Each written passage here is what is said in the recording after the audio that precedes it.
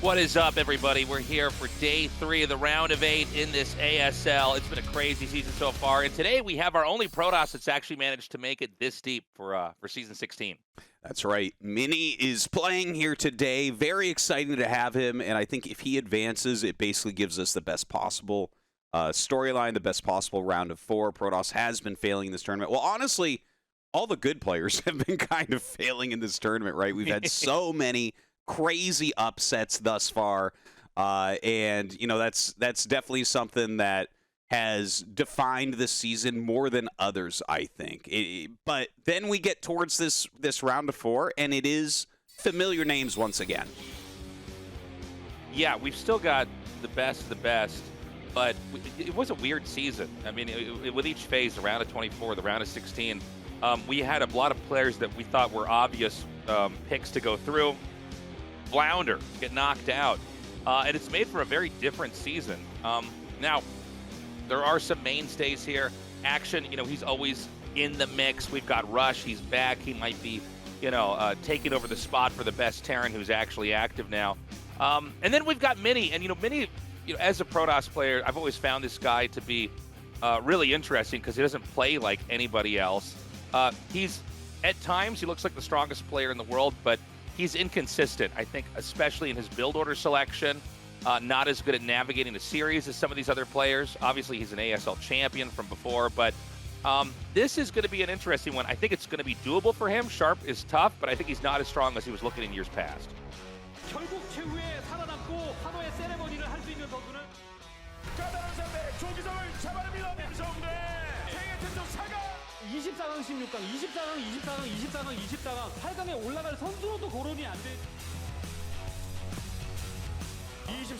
저그가 떨어지지 않고 있습니다. 그 흐름을 조기석 선수가 끊어냈고요. 가장 먼저 진출을 한 가지 메뉴가 남아있더라고요. 뼈들어 먹어야죠.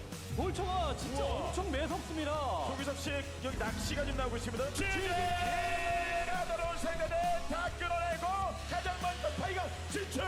이 선수가 8강 갔던 게 벌써 8시즌 전이었거든요. 거의 4년 만에.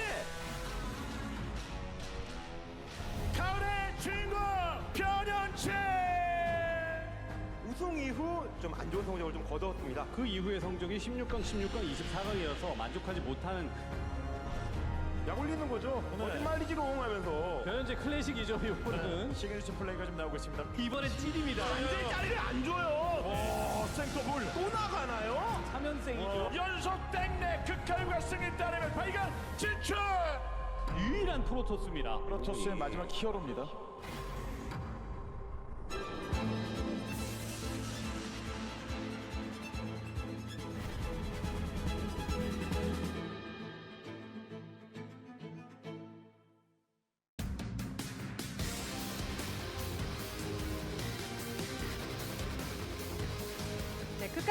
Hello and welcome to the AfreecaTV StarCraft League Season 16 with Hot 6. As we set our sights on the third match of the round of 8, the fans eagerly await today's scuffle with Sharp, who makes it into the quarterfinals for the first time in 4 years, and sole remaining Protoss Mini on a warpath to repeat his ASL 12 championship run.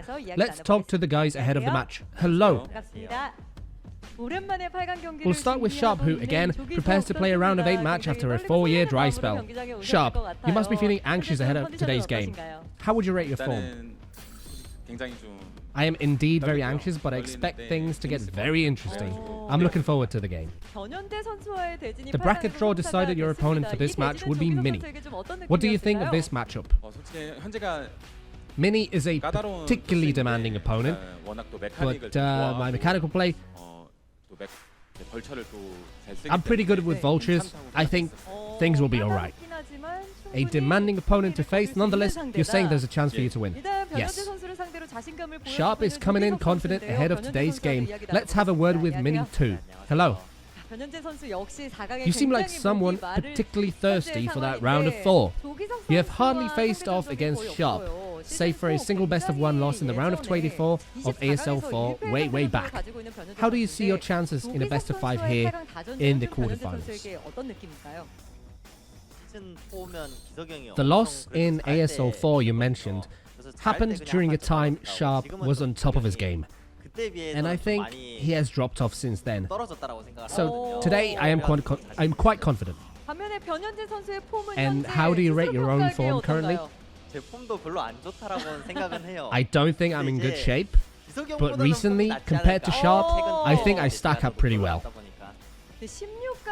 Well, Sharp's performance in the round of 16 got a lot of people fired up and excited. You yourself say Mini is demanding, but nonetheless you're confident.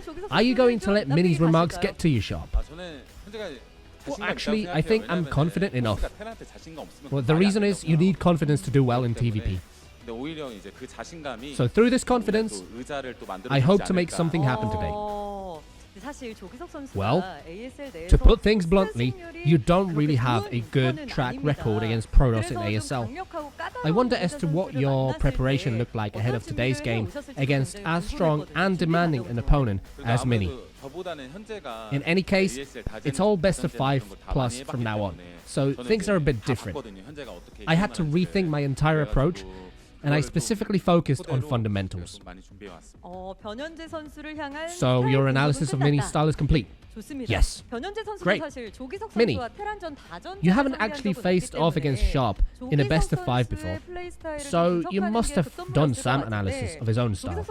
If you were to pick one aspect of Sharp's play that sets him apart from the other Terrans, what would it be? I usually do a lot of prep ahead of any best of 5. Well, I mean, if you look at Sharp's playstyle as a Terran,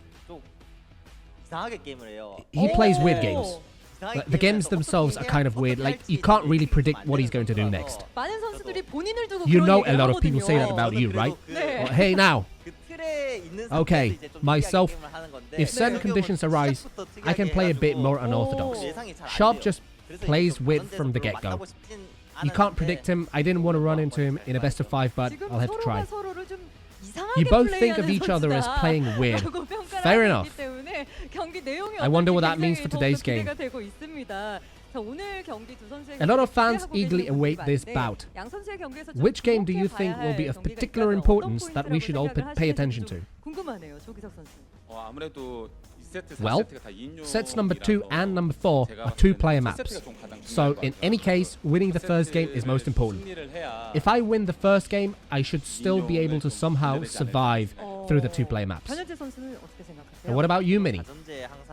I always think the first set is the most important in best of 5. You know, so in the quarterfinals, if you advance out of the round of 16, out of your round of 16 group in first place, you get to pick the first map. You pick the first and third maps, right? Every time I made it into the round of 8, I think I advanced out of first place. I might be wrong, but anyway, up until this point, I thought it was a random draw. So I was surprised I always got lucky enough to pick first. But now that I advance in second place, I realized it's not a random draw. Well, anyway, that just means I will have to work hard to get the first place round of 16 into quarterfinal next season. Oh, because the first set is that important. Yes, the first game is truly that vital. I understand. We will all keep our eyes peeled for that first game you both say is the key to victory. Any closing remarks before we jump into the game? Sharp? It's been a while since I made it this far, so I'll do my best to do well and definitely treat everyone to a good match. I see. Mini? It's the season of Protoss. This is a reference to the Legend of the Fall. So I'll do everything I can to make it into the round of 4. Got it. Can't wait to see the game. Thank you for the interview. It's time for us to get into the third quarterfinal of the 16th season of ASL, brought to you by Hot 6, the energy drink. As we wait for Sharp and Mini to get ready, let's take a look at the upcoming bout. All right, we're ready to get into this. It's going to be a best of 5. In the map lineup, you know, we got some, I think, a really exciting layout as far as the whole matchup PvT goes and the order of the maps here.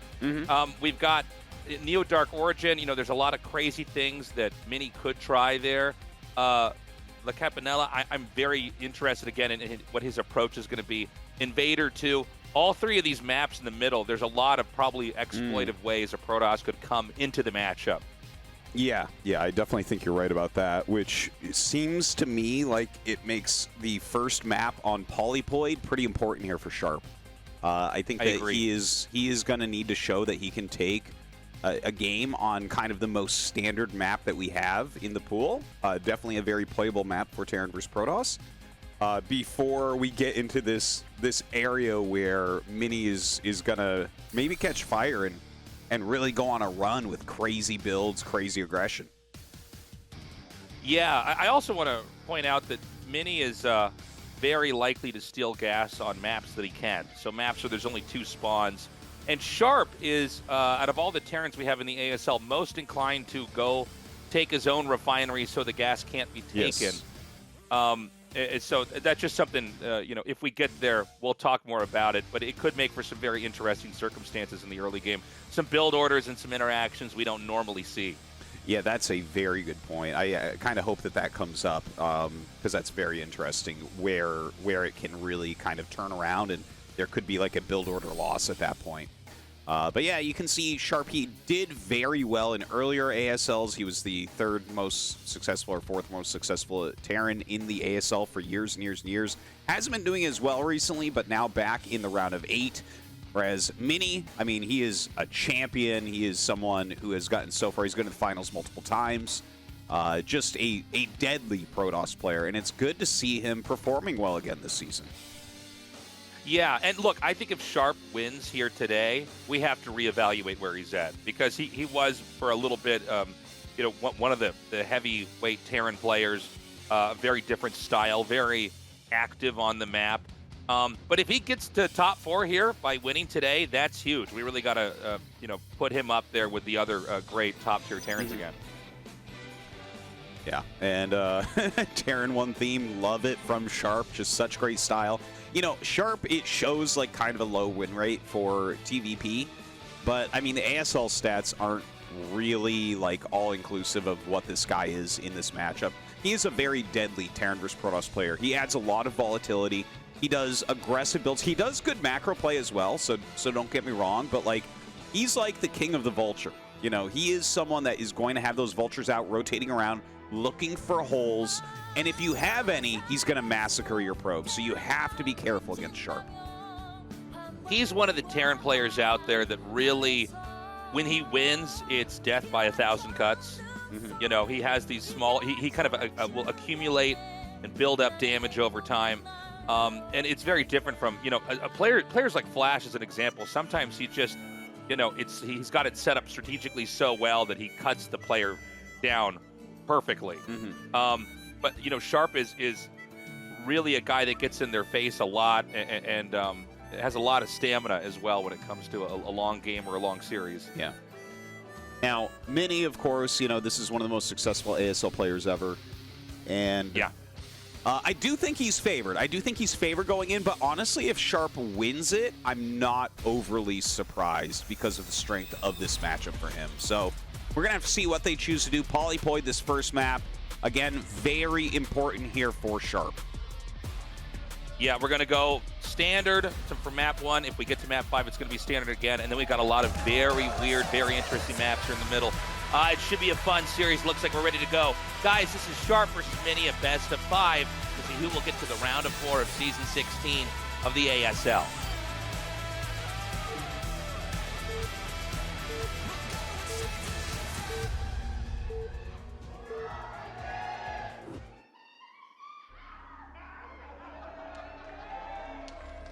All right, we've got cross spawns here. It's going to be Sharp in the bottom right corner and Mini in the upper left. I'm really curious about Mini's build order selections in this series. He's already shaking his head. What is that about? He must have had a probe go to the wrong patch or something like that. Yeah. But also, he may just not want to have this spawn. Mini is one of the most meticulous preparers, one of the biggest optimizers in the entire scene, and definitely for Protoss. And he has things like, if he has one probe bug out at the beginning, he'll get really upset because his builds, like we've heard this before, that he practices a lot for these matches in single player. So he has these like ultra optimized builds. That's why he's so good at Protoss vs. Zerg. That's why he brings a lot of builds like Nexus first against Terran. So, if his builds get set back by a second or two, like that actually does irk him. Yeah, he's very aware of these weaknesses, these problems, these issues that Terran have at certain points in the game. And I've always been fascinated by the way that he takes down Terran players. Like, I can't remember who it was versus. I think it was actually in one of the previous finals he was in, but making 2 gateways in the middle of the map versus Terran on this map, as an example, just because you know that there's a chance Terran's going to try to fast expand and you'd win outright by doing that. Or even like we had in the in this very season where he did that Reaver drop with Zealots and Templars into the main and killed the scanner, so that when the 2-base Terran push came out, DTs won the game. And I go, oh yeah, I guess they really don't have that many scans. It's like he's looking at the game in a very different way. And I always learn so much whenever we get to cast him. For sure. Honestly, even as a Terran player, I get this different perspective watching Mini because of the way that he plays it. You know, embracing a lot of very strange concepts. Now, we have to mention here, this is a Nexus first from Mini. And it's cross spawn. So that's the strongest opener that you can get against Terran. Now, Sharp, he's probably going to end Scout. And that's going to make this map, this very hard for him because he's going to find Mini so late. But he did go for an 11 gas here. So that's basically the quickest factory you can get without completely sacrificing your economy. So there is bust potential. Oh my god, is he going to go to the top left? He is! He's going to go to the top left here. So now he has to decide, do we expand or do we bust? And he should bust here. If he goes for a Marine SCV Vulture attack, Mini is playing this really greedy. Like, he's not really skipping probes. He only has 1 gateway. He has his gas going up. He's going to start a Cybernetics core. Oh no, it's a Forge! Okay, so that changes everything, of course. Now Sharp probably has to expand. Yeah, the Forge basically keeps you safe. By the way, there's a probe in the very bottom left. I'm curious what the plans are with that. Oh, that's where he's going to put his carriers, Tastosis.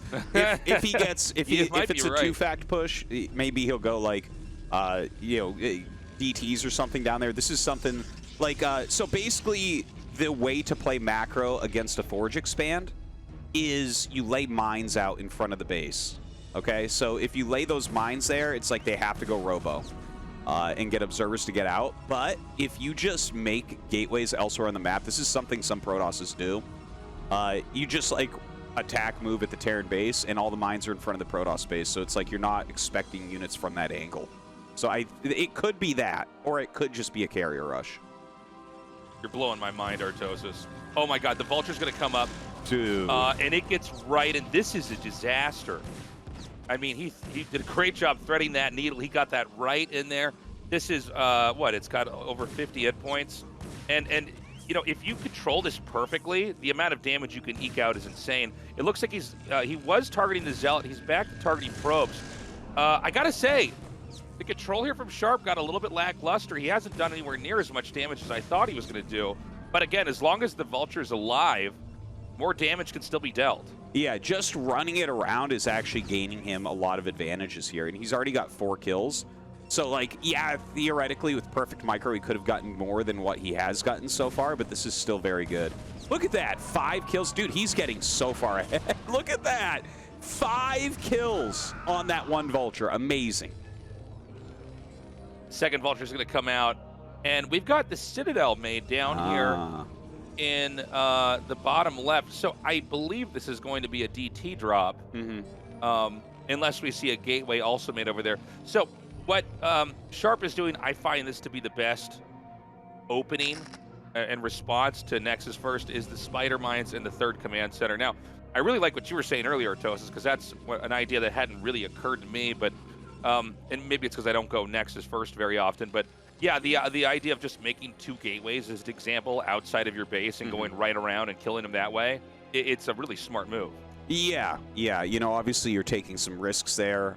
There is a small possibility that it gets scouted.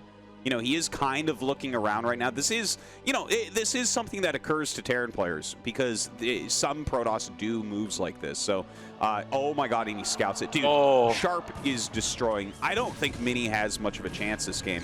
Everything Sharp has done is amazing. He's done a ton of damage already. He's taking a 3rd base super fast. His academy is almost done right now.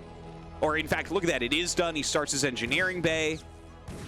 Can you imagine Mini coming back and winning this game after such a terrible start? He's in really bad shape. And whenever you get spotted in a situation like this, the question is always, do I still commit to what my strategy was or not? Is there any value in abandoning this position and then trying to come at the game from another angle? Like, should he just make an arbiter in a third base or something, you know, instead of going for the DT drop, which is what it looks like this was intended. It was intended to be. Yeah, you know, it's pretty bad. I think you could probably skip making DTs or make a maximum of 1 DT here, because it's just like the odds of it doing anything are so low. But at the same time, even with all this defense, oftentimes you'll find like a little bit of damage. You know, find it like a depot that's not covered, or maybe force him to use a couple scans, something like that. But either way, if you look at the way that Sharp is playing this, he's already got his 3. You know, his 3 command centers up. He's got a ton of scans available. You know, he looks so strong here. He's gonna drop that first Zealot out. Base. Oh no, the 2 DTs get by a mine. Yeah. I don't like talking like this whenever we cast because it's so anticlimactic, but I feel like this is so over already. This is brutal. Yeah. You know, DTs. It's a funny tech because you can get devastating game-ending damage done with DTs, but if it's spotted, you oftentimes get literally 0 value. Yeah. And you don't have anything to keep you safe a few minutes after that point where you try to attack with the DTs. Well, I think from here, there's really only one option for Mini since everything has gone wrong. I think he just has to get Psystorm and try to play from there, which is tough. And Sharp is going down to take out that Templar tech. So, I mean, hopefully for him, he already had it going. But I can't really imagine another comeback route, right? Like, he's going to try to macro up, but you can't really go Gateway Man from here. Your economy is not good enough compared to Sharp's. You're going to need something to deal with the huge army Sharp is going to be putting out here momentarily. And with that already unpowered, it's hard to imagine that he already has Psystorm. So, yeah, this is just a train wreck of a game here for Mini. Yeah, and then, you know, you're in one of these weird positions where it's like, well, do I want to actually send a probe down here and try to rebuild the pylon? And that's what we have, by the way. But you could see the problems presenting themselves already. And while this is all happening, Sharp takes the 4th base. So, you know, this is one of those games that's going so badly for the Protoss that the roles have been reversed. As far as who's growing faster. Yeah. Normally, the Protoss is always growing faster than the Terran, and that's why you can never just count the bases and to try to figure out who's ahead, because the Protoss should be 1 or 2 bases ahead, and sometimes they get plenty more than that. But this is a game where Mini's 3rd base just finished, whereas Sharp is already taking his 4th. I almost feel like the only way that the Protoss can win is to somehow overpower the Terran's push when it comes out in a situation where usually the Terran never gets overpowered. If that makes any sense. Well, that's why I was kind of thinking Psystorm, right? Like if Sharp tries to kill him with like a quick push, sometimes they'll be clumped up. You can hit a couple Psystorms, and suddenly a battle that looked unwinnable, you've actually won. So that was kind of my idea, and I think that that's his too, because look how hard he's trying to get this pylon back up. There's no reason to do that other than the fact that you really want Psystorm very, very badly. So that is definitely Mini's plan, is to win this game with Psystorm, and I think that Sharp can easily read that based on 4 probes trying to go down to remake the pylon. So, as long as he takes it slow, he's on 4 base. If he takes it slow and makes sure his army is spread, I feel like that takes away the last out of Mini. I agree. It's going to be a tough one. I do think the best Psystorm player in PvT that we have in the whole world now is Snow. He really has gotten to the point where he just sort of understands how to do it. The execution of Psystorm play, by the way, is... oh, hold on a second. Are these vultures going to get in here and kill these Templars? All right, they do get one. Yeah, Psystorm is funny in this matchup because it'll feel from the Protoss' perspective like it's not doing very much.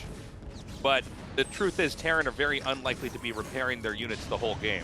There's just, you know, it's kind of hard to have that many actions per minute and have spare SCVs. So if you get 6 or 7 Psy Storms back to back off, then the Terran's army can start to crumble. Yeah. It happens all like in the flash of a battle, right? Like, so you have your units across the map. It's not like you can really repair from that position. You're doing this massive push, and it's going to get decided one way or another. Now, by the way, that move out from Sharp, I would say not really a great idea. He went to 4 bases quicker than we've literally ever seen a Terran do in the past 5 years or so. So, I can't think of any reason not to max out before pushing, right? Like, Sharp has such a fantastic economy. Everything's going his way, and I feel like he just needs to max out. As long as he maxes out and spreads, he's going to be in good shape. But if he tries some of these weird, like, 150 supply attacks, that just doesn't make too much sense to me, and I think that's where Mini could also start to come back. Yeah, if Mini wins this, it's going to be a long and arduous game. It does seem like Sharp just took his advantage and didn't try to close it out. He's trying to just further push it. That's pretty interesting. So he's going to get a hidden base up here at the top right. Pretty aware that the Protoss has been pretty preoccupied trying to clean up the map. We got to watch for that base and see how long that's going to go for, because sometimes games like this can just be lost because one player's not being attentive to the one of the corners of the map. And look at this, his setup is actually very poor. He's got 2 tanks only on this high ground position. He's going to have to lift that command center and run the SCVs. Like, dude, he has to be careful here. Look at this, he's losing a ton of SCVs to Storms, and he's trying to get into position, but oh man, kind of a little bit of an amateur mistake here from Sharp. Yeah, definitely a lot of damage is getting dished out over here. Now, obviously this won't kill the Terran, but the idea from the Protoss' perspective is you trade out what you have. And if you get a decent number of tanks, as long as you don't die to the counterattack, you're in pretty good shape. The simplest way to understand this matchup is if you just watch how many tanks are killed from the Terran's perspective. It is the Protoss continuing to grow. Yeah. Because eventually the Terran will dry up on gas. Vultures can always be defeated with Dragoons. And that's how it goes. But we've got the counterattack coming in now. It does appear that Sharp has more supply. Obviously, a push in cross spawns is always a bit of a difficult task, but it looks like instead of going up to that mineral base, he's actually going to make a U-turn here and try to come down to the bottom left with these vultures and take out this cannon. Yeah, kind of funny, setting the vultures there and then stopping his army over at 9 o'clock to try to siege that base. A very disjointed attack, but he might end up taking out multiple bases. He did get so far ahead in the beginning, and even that attack Mini did, which I think was well done at the 3rd, Sharp did end up holding and eliminated a lot of Mini's units. But now Mini doing a counterattack on the 4th base of Sharp, and honestly, he doesn't have that much defense up here. This is going to be a little bit annoying to clear. Yeah, the shuttles coming in here, I mean, they might actually be able to clear this out. This is why it's always important, like at that base in the bottom left, that you have 1 or 2 gateways at the minimum there, just because you can make a DT or something to try to fight it. Mini's managed to run around this and actually hit the 4th base here at 6 o'clock. There's 2 shuttles coming up here. If these have Templars in them, it's always a great move to try to get Psy Storms off at the ramp, because that's where everything's bottlenecked and trying to get up. On the other hand, Sharp is pushing down here into the bottom left and takes this base out. But I do think things are evening out slightly, Tastosis. They are a little bit. Like, look at this. Mini getting some nice Psy Storms off there. I'm not sure if that's, like, where a lot of the SCVs were transferred to. Maybe that was a lot more kills than it looked like when we caught it. But, Sharp, he has killed that bottom left, which is nice. And let's not forget, he snuck a command center in the top right that we really haven't been talking about. He just started mining it, but that's pretty huge. Mini would not expect that. So even though some damage is being dealt to Sharp, I would definitely still say that he has a good position here, right? With that top right mining, I would like to play from here. Yeah, I agree. This game's actually gone on for much longer than I thought, but part of that's just because of the way that Sharp accepted the position. By the way, we don't normally see this, but there was a Reaver in a shot that we had over at Mini's base back there. It's very rare to ever see Reavers teched into after Storm. Yeah. That is actually super rare. Like, you know, nowadays with snow, you'll see Reavers 20 minutes in the game, 30 minutes into the game, sure. But to make a Reaver after you're already flying around with Psystorm is a very strange situation. I wonder what he's going to utilize that for. I mean, I guess it's a why not play, right? I mean, you know, it's just more standard that when you go to Reavers early and then you get to Templars later on. And if people go into Templars from DTs, it's just less common to see, right? But the truth is, there's probably no reason to not make them. I mean, especially if you get, you know, with shuttles with speed and get the damage upgrade. I mean, they are great fighting units. Well, right now, Mini coming down with his huge army that he has macroed back up. He did max out and trying to attack in this third base once again. That is a lot of speed zealots right there. Defense Matrix going down. A couple good Psystorms. Oh my God, Sharp doesn't have a lot to hold this off. And Mini is making some more headway here once again. Yeah, well, Mini's beginning to overpower him. And I'm not sure where the SCV count is, but it's got to be a lot lower. When we just get a shot of these expansions, we just don't see many SCVs there. But, as the observer's pointing out right now, what about this hidden base? And how long is this hidden base? Oh, well, hold on. This is playing right into what I'm saying. Okay, so he spots his base up here. This is always a scary moment.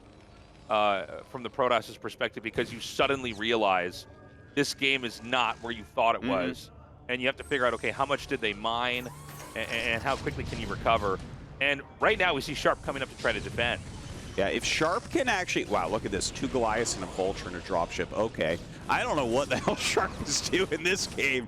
But look at this. The Reaver drops actually coming in. Those Reavers really being useful here to try to hit this base. But it looks like he will save it for now.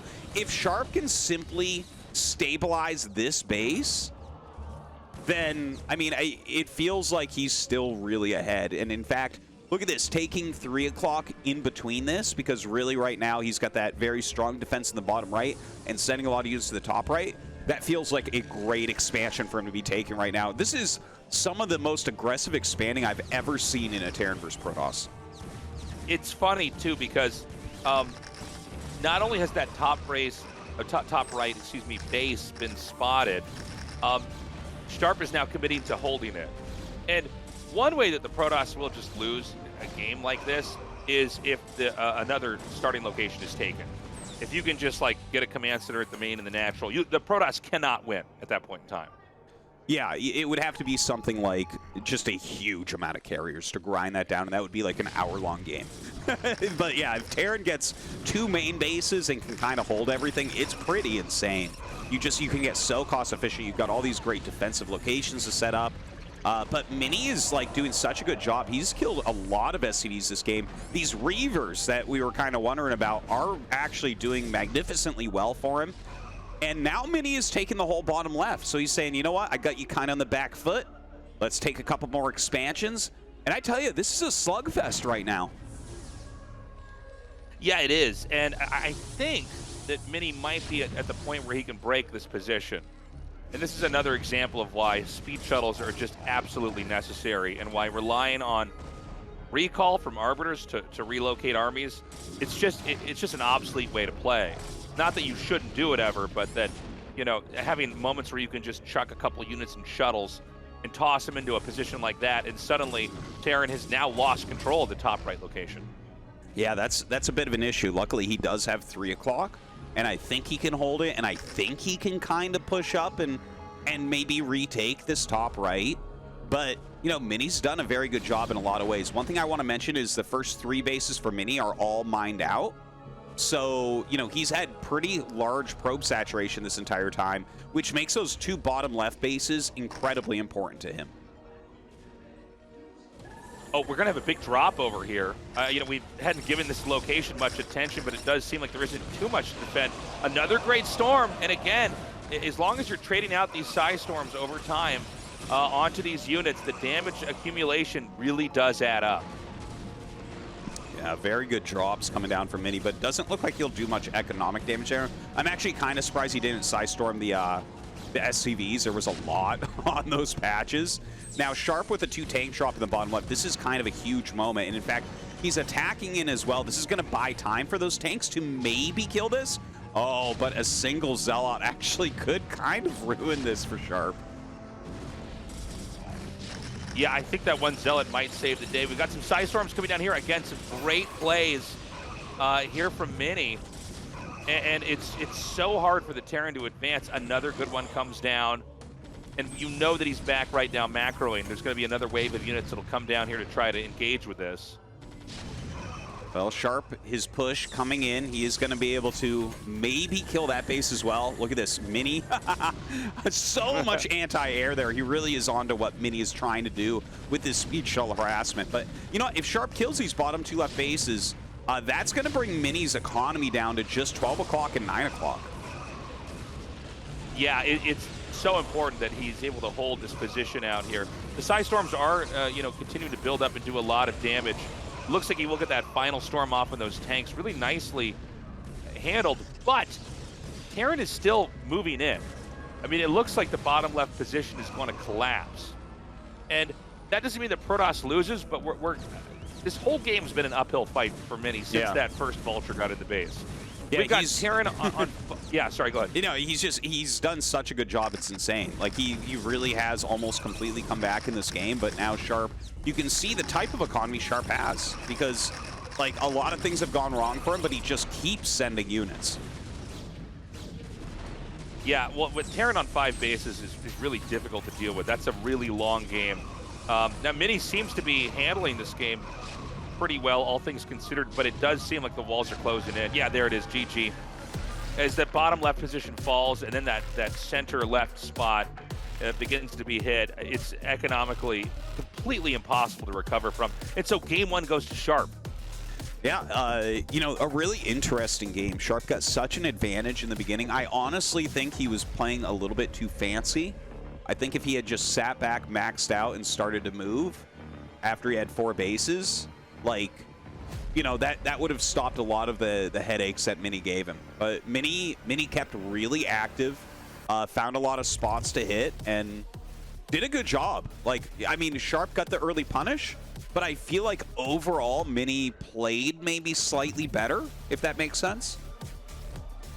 Yeah, I know what you're saying. I mean, Mini had, due to the circumstances early on and how well Sharp was handling the build order, Mini was behind, but he looked really strong. Mm-hmm. And I think that's an important thing to note. I mean, the fact that he was able to even hang with a 5 and nearly 6 base Terran in this moment is really something else. But all of those little interactions at the start of the game do ripple through the later part. And Sharp handled the Nexus first build order really well. Yeah, he did a great job. Getting that early Vulture and getting it up the ramp was absolutely key. To kill 5 probes and make him lose that much mining time, there just wasn't a lot for Mini. And the fact that he scouted the Dark Templar tech, let's not forget about that, because if a DT drop comes out of nowhere and you don't have turrets, that could end the game, right? That's going to do a lot of damage. Yeah, exactly. I'm really interested in how the rest of these games are going to go. That was a tough one for Mini. But, you know, Nexus first, people are very good at dealing with it. There was a period just a few years ago where it's like nobody knew what to do against it. But Terrans are handling it very well. They're kind of, they know exactly when to engage and then when to just go ahead and expand. Anyways, guys, short break. We'll be right back with Game 2. Don't go away. We'll see you soon.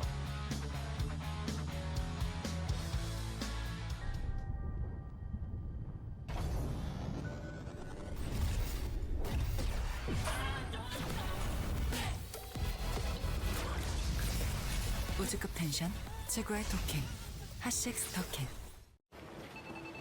똑같은 하루에서 답답함을 빼면 더 청량해질 거야. 제로처럼.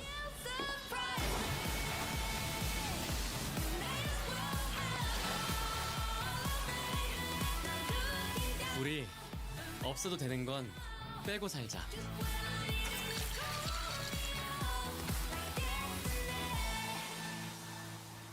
칠성사이다 제로.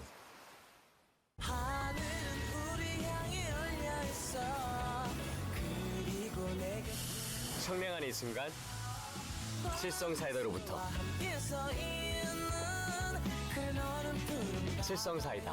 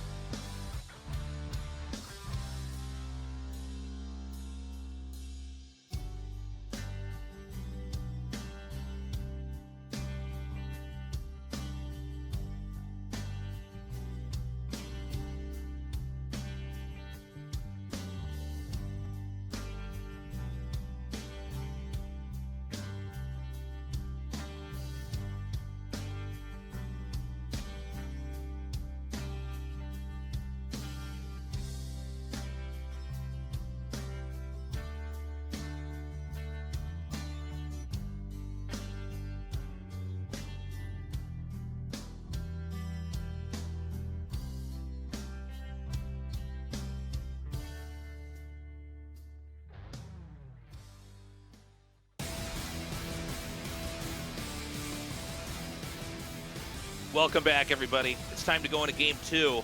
And I got to say, Sharp's looking great. I mean, he handled that game very, very well. Made it into a long one. Mini fighting back very hard and in some ways looking very scary despite having such a bad position at the start of the game. But, you know, as we were saying at the very start of the show, Tastosis, the most important map for the Terran here is going to be map 1, and he took it. Yeah. So Sharp is in good shape. Yeah, that's for sure. But we are going to go into Dark Origin, and this is a map that looks to me like it's kind of Mini's playground.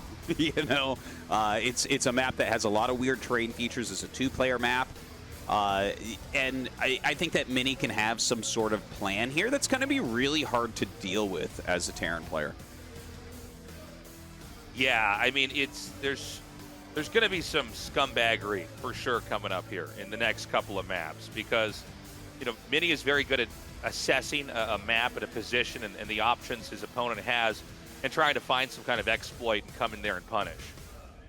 That's right. A lot of fans there in the audience. Very excited to be seeing ASL live.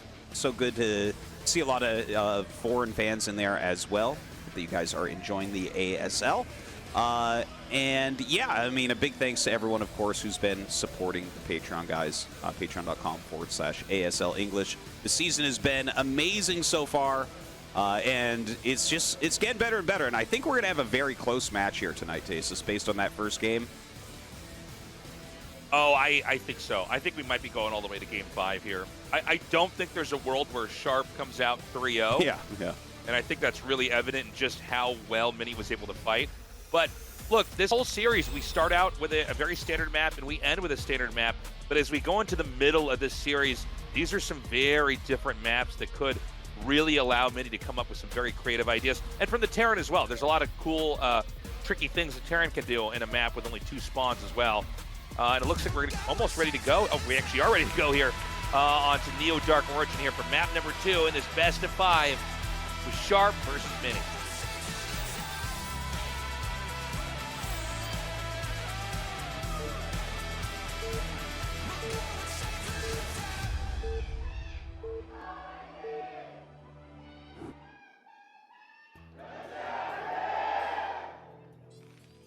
Okay, we've got Sharp here in the top left, Mini in the bottom right, and we're going to be watching the first few workers very carefully here just to see if there's any kind of proxy play. And there it is. Okay, yeah. So you this mean is the what I 5th was probe, Tastosis? We're going to watch to see if he's going to send the 5th probe across the map. Of course he is. Yes. It's Dark Origin. It's a Protoss player. He is looking for that early damage. So this should end up being a proxy gate and probably an offensive gas as well. And you were talking about it before, and you're completely correct. Sharp oftentimes will just take his gas if a probe comes in his base, which can lead to some big problems. Yes.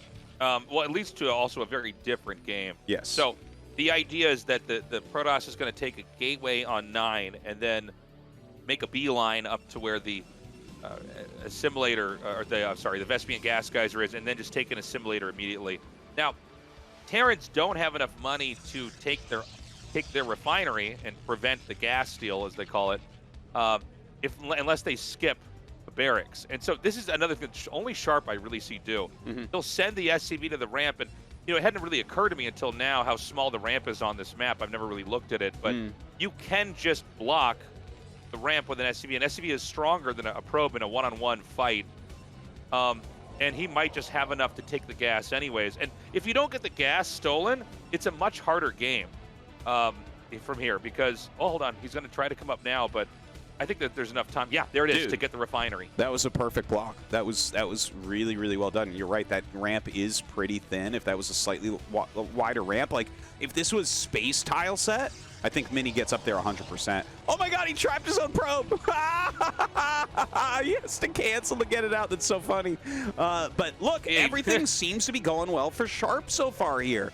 Really, really well executed. Just the fact that he caught the probe at the ramp is huge as well. He's going to be able to get his factory at the time he wants. But there is some Zealot pressure that's going to be coming in. Yeah, that's funny. He Manor Pyloned his own probe. I was about to say, when the Manor Pylon went down, I'm like, well, that's that's the other line you play if you can't get the gas, is you go for man or pylon, and you just try to really congest the Terran as best you can. In this position over here, oh my god, this probe, he does get it. Man, you have to have it perfectly in the middle to dodge that shot. Really well microed there from Mini. He knew exactly what he was going for. And that Marine will get back. Very, very good SimCity there. And the factory is being made. It's kind of far up there, but it's in a direct line where the Marine can run back. Now, he gets that first probe, which is really good, but the two Zealots harassing on opposite sides. One going after SCVs in that mineral line, and the other going after the factory. Yeah, this is this is a really tough spot for, honestly, for both players here, because the factory is going to finish, so threats can be created. Again, in a perfect world for the Protoss, you would have already taken the gas. And so, you know, Terran is trying to just get back to any kind of tech relevance. Instead, okay, now hold on. He does kill that SCV that's making the factory.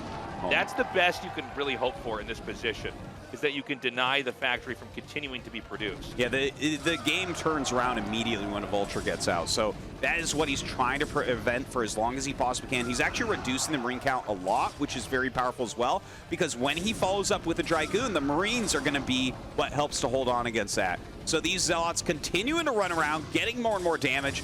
Mini, like, I feel like he's doing fantastically with the Zealots.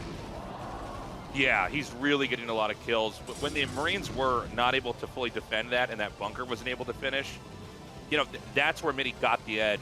Now, most of the time when we see a proxy gateway, we see a nexus made at the expansion. But because the Terran did get the gas, the Protoss has to get his own gas as well. So this fight's going to continue on. You know, the Zealots counter, the Zealots counter the Marines, but the Vulture counters the Zealot, but the Dragoon counters the Vulture, is the way to think of this situation.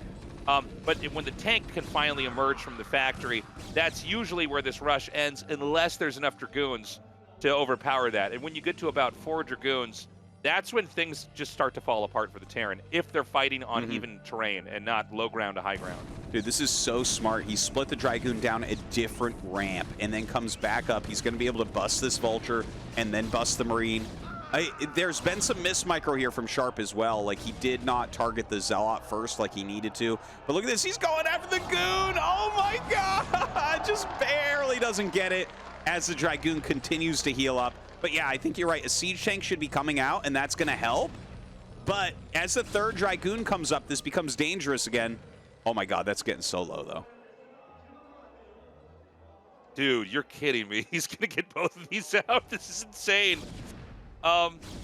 You know, Dragoons are such tanky units, especially in these early fights against Terran, but keep this in mind. 4 Dragoons will 2-shot a tank. So, I mean, every extra Dragoon shot that you can have in a fight is huge. Yeah, that's something you're really looking out for as Terran, because things will snowball super, super quickly in one direction or the other based on that Goon versus tank count. Now, Sharp is making 2 tanks, making Marines with this. I think that this is exactly the right play. Like, if he just produces non-stop SCVs, Marines, and tanks, I think he's going to be able to recover out of this because he knows there's no expansion for Mini yet. Yeah, I think you're right about that. These Dragoon shots are continuing to trickle out. 3 Dragoons will also 2-shot a Vulture. But at this point in time, I think that Mini is going to be regretting trying to attack up that ramp. He's got to be very careful here. There's the 4th. Here we go. Now, he does manage to take that first tank out. He's splitting up the damage pretty nicely. He's doing a good job at kiting with that one very injured Dragoon. And he's continuing to just kind of squeeze out a little bit more damage. But at the end of the day, it seems like Sharp just has enough to overpower the Protoss. He targeted the mines so well as well. Oh my God, he makes a Zealot come out. Oh, and he's gonna drag the mine. Are you kidding me? That tank is so low. Now he's gonna rush forward with these Dragoons. He's been targeting mines amazingly here, and Sharp loses the low ground. That is just huge from Mini. Just huge. I mean, the memory to take a mental note that there was a mine put there later and to get a Zealot just to kamikaze it into the line. It was a period where it looked like we were about to have Terran control the bottom position where the natural expansion is and just make a command center. And, really start to put the pressure onto the Protoss. But Mini's actually fought back, and this is still one base versus one base. Reaver's inbound now. Well, that Reaver on one base is going to be a little bit surprising, but Sharp has not tried to make a command center either. Oh, wow, he goes into a starport after 2 factories. Dude, we are getting a unicorn of a game right now. A lot of crazy things conspiring together to give us a position we don't generally see. Now, good block there, doesn't take the double volley from the 4 Dragoons, gets rid of one of them, is going to lose that tank, but killing multiple Dragoons and the Zealot here. Dude, I have no idea how this is going to go, but if he can get a Wraith out, or maybe even drop Vultures into the base of Mini, that could be good counterplay against the Reaver. Oh my God, the mine! This is an insane game. I mean, it's just been this duel back and forth, up and down the ramp. Right when it seems like Terran's going to be able to unpower the pylon or destroy the gateway, Mini comes back using those mines to his advantage. Now, the shuttle's here, but the Wraith counters the shuttle unless Dragoons are protecting the shuttle. Mm-hmm.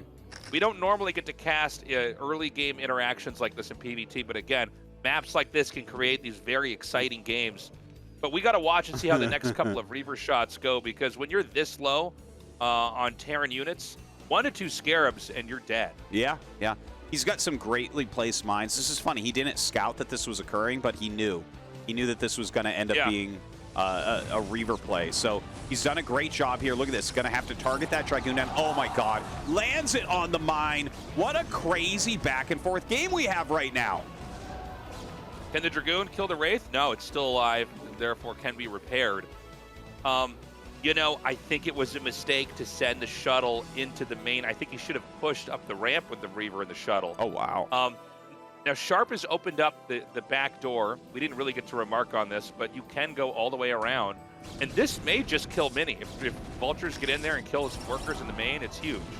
Yeah, and not just that. Mini right now, he's really trying to do a containment and get some damage there, but look at this. Oh, my God. Runs by with those Vultures. The Vulture's going to go into the main base. They're laying mines all over the place. The Reaver is a bit of a problem. He is going to try to run from that. If that Scarab doesn't hit, yeah, he keeps 2 alive. So it looks like he should get a good amount of probes here, too. Yeah, the mine is going to be... Oh, no, he actually kills that mine off as it's being planted. Okay, this actually isn't that bad. I thought this was going to go much worse, but the truth is I think Mini can continue on in this game. Terran doesn't have another base. Yeah. And this means that you either need to expand immediately or you need to go kill the Protoss off. And I think any game where the Protoss is on 2 bases to the Terran's 1, and the Protoss has Reavers, and the Terran doesn't have buildings right outside the natural, I think that's a huge advantage for the Protoss. Yeah, can't deny that. Like, if he just kind of stays alive, Sharp will end up losing this game. You can't play 1 base versus 2 for very long at all. It's like a very small window where you might be able to win. And honestly, we're almost past that window already. It's hard to imagine how Sharp comes back. When he killed the first Reaver, when he ran the Vultures by, it felt like there was still possibilities. But his army's just so small right now. Yeah, and you could see the Wraiths coming out here, but Dragoons are so much better. And Siege is done, but I only see 1 tank. And in the counterattack here with the Vultures doesn't look like it's going to be very effective either. Yeah, honestly, I think Sharp's just going to GG from here. Everything has fallen apart now. Crazy game, though. He definitely had some great game sense. There were some really smart moments. But again, this type of map feels like it's where Mini shines. Yeah, that's going to be game GG. Mini, I gotta say, I'm very impressed. The fact that Sharp denied the initial opening, which was the gas steal, and Mini still managed to control his Zealots so well that he was killing SCVs and Marines and denying both the bunker and the factory from finishing. Then to just continue to fight back and not let Terran set up shop over at that natural expansion. It shows how scary of a player Mini is. Well, really, really amazingly done. Some great execution there as well. His micro always very strong. I think the initial Zealots really made a big difference as well. He reduced that Marine count so much. Sharp really was on the back foot the entire game. So, You know, very impressive. And yeah, let's not forget that he blocked the probe on the ramp for so long. He was able to do a regular build order. That's amazing for Terran when something like that occurs. So we can see the Zealot coming in here now, and watch the probe in the Zealot as he gets up. He actually blocks this perfectly. There it is. So the Marine wants to go to the right side of the command center, but isn't able to do it. And remember that the probe has ranged attack. Yeah, it actually has a comically long range. And so it looks like they're going to speed this replay up, but you get the idea. Terran losing that first Marine, things start to snowball. And then as these Zealots come in and get in higher numbers, the entire area can't be defended that easily. No, it becomes really difficult when the Zealots are hitting two different sides, especially when you've lost Marines. You really need consistent Marine production here, and he just wasn't able to build them up to the numbers where they start to really kill the Zealots. Yeah, he's continuing to do damage here, and just watching this, it really reminds you just how delicate Terran is in the early game. Mm-hmm. You know, and that you get a couple units in here and things fall apart. And so now, yeah, there you got it. We're tied up 1-1. Yeah, good to see Mini take a map here. You know, it felt like a couple moments where Sharp may be able to steal that one, but tied up 1-1. I think you're right, Tastosis. It's very likely we're going to go to a game 5. We're going to go to a quick commercial break, and when we come back, game number 3.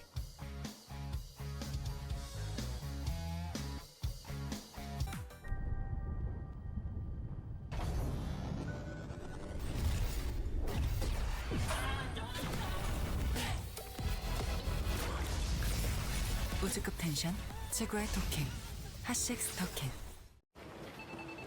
똑같은 하루에서 답답함을 빼면 더 청량해질 거야. 제로처럼.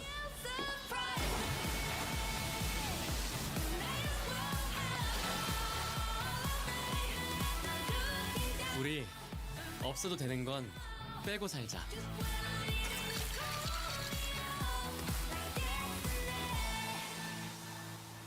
칠성 사이다 제로.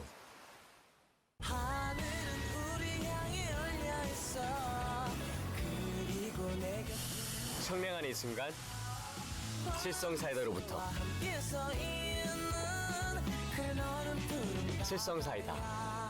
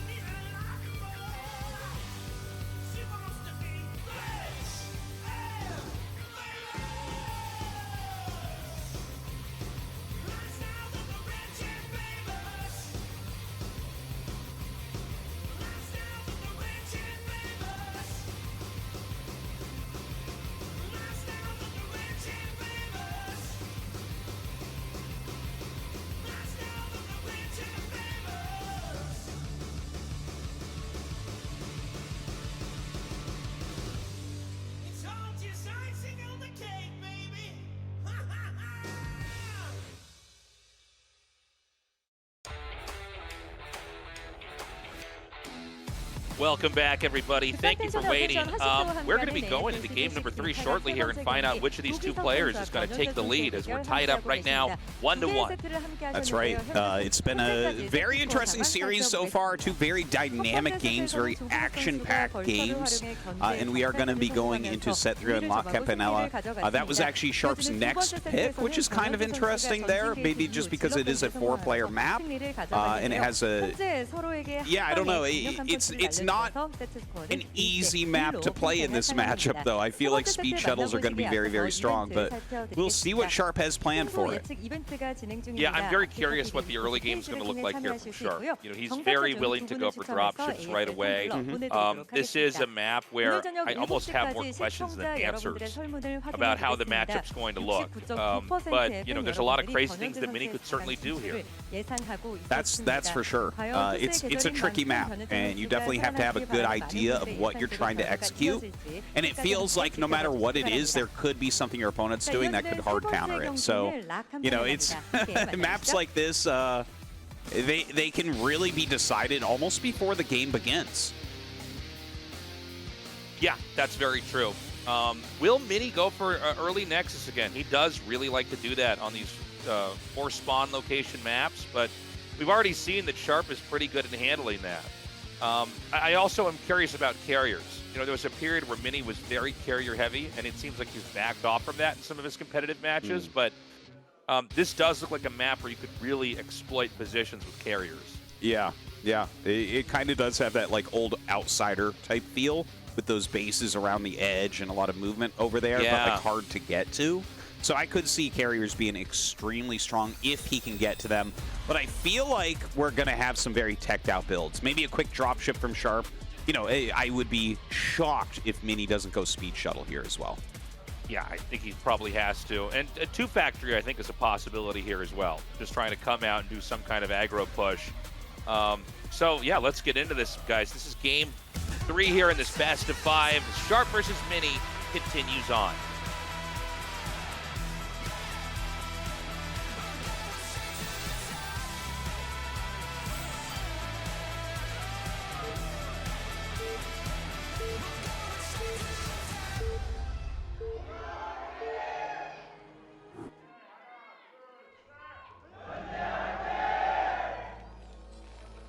Okay, we've got Sharp down here in the bottom left, and hugging, or sorry, I should say sharing the left side of the map is going to be Mini here at the top.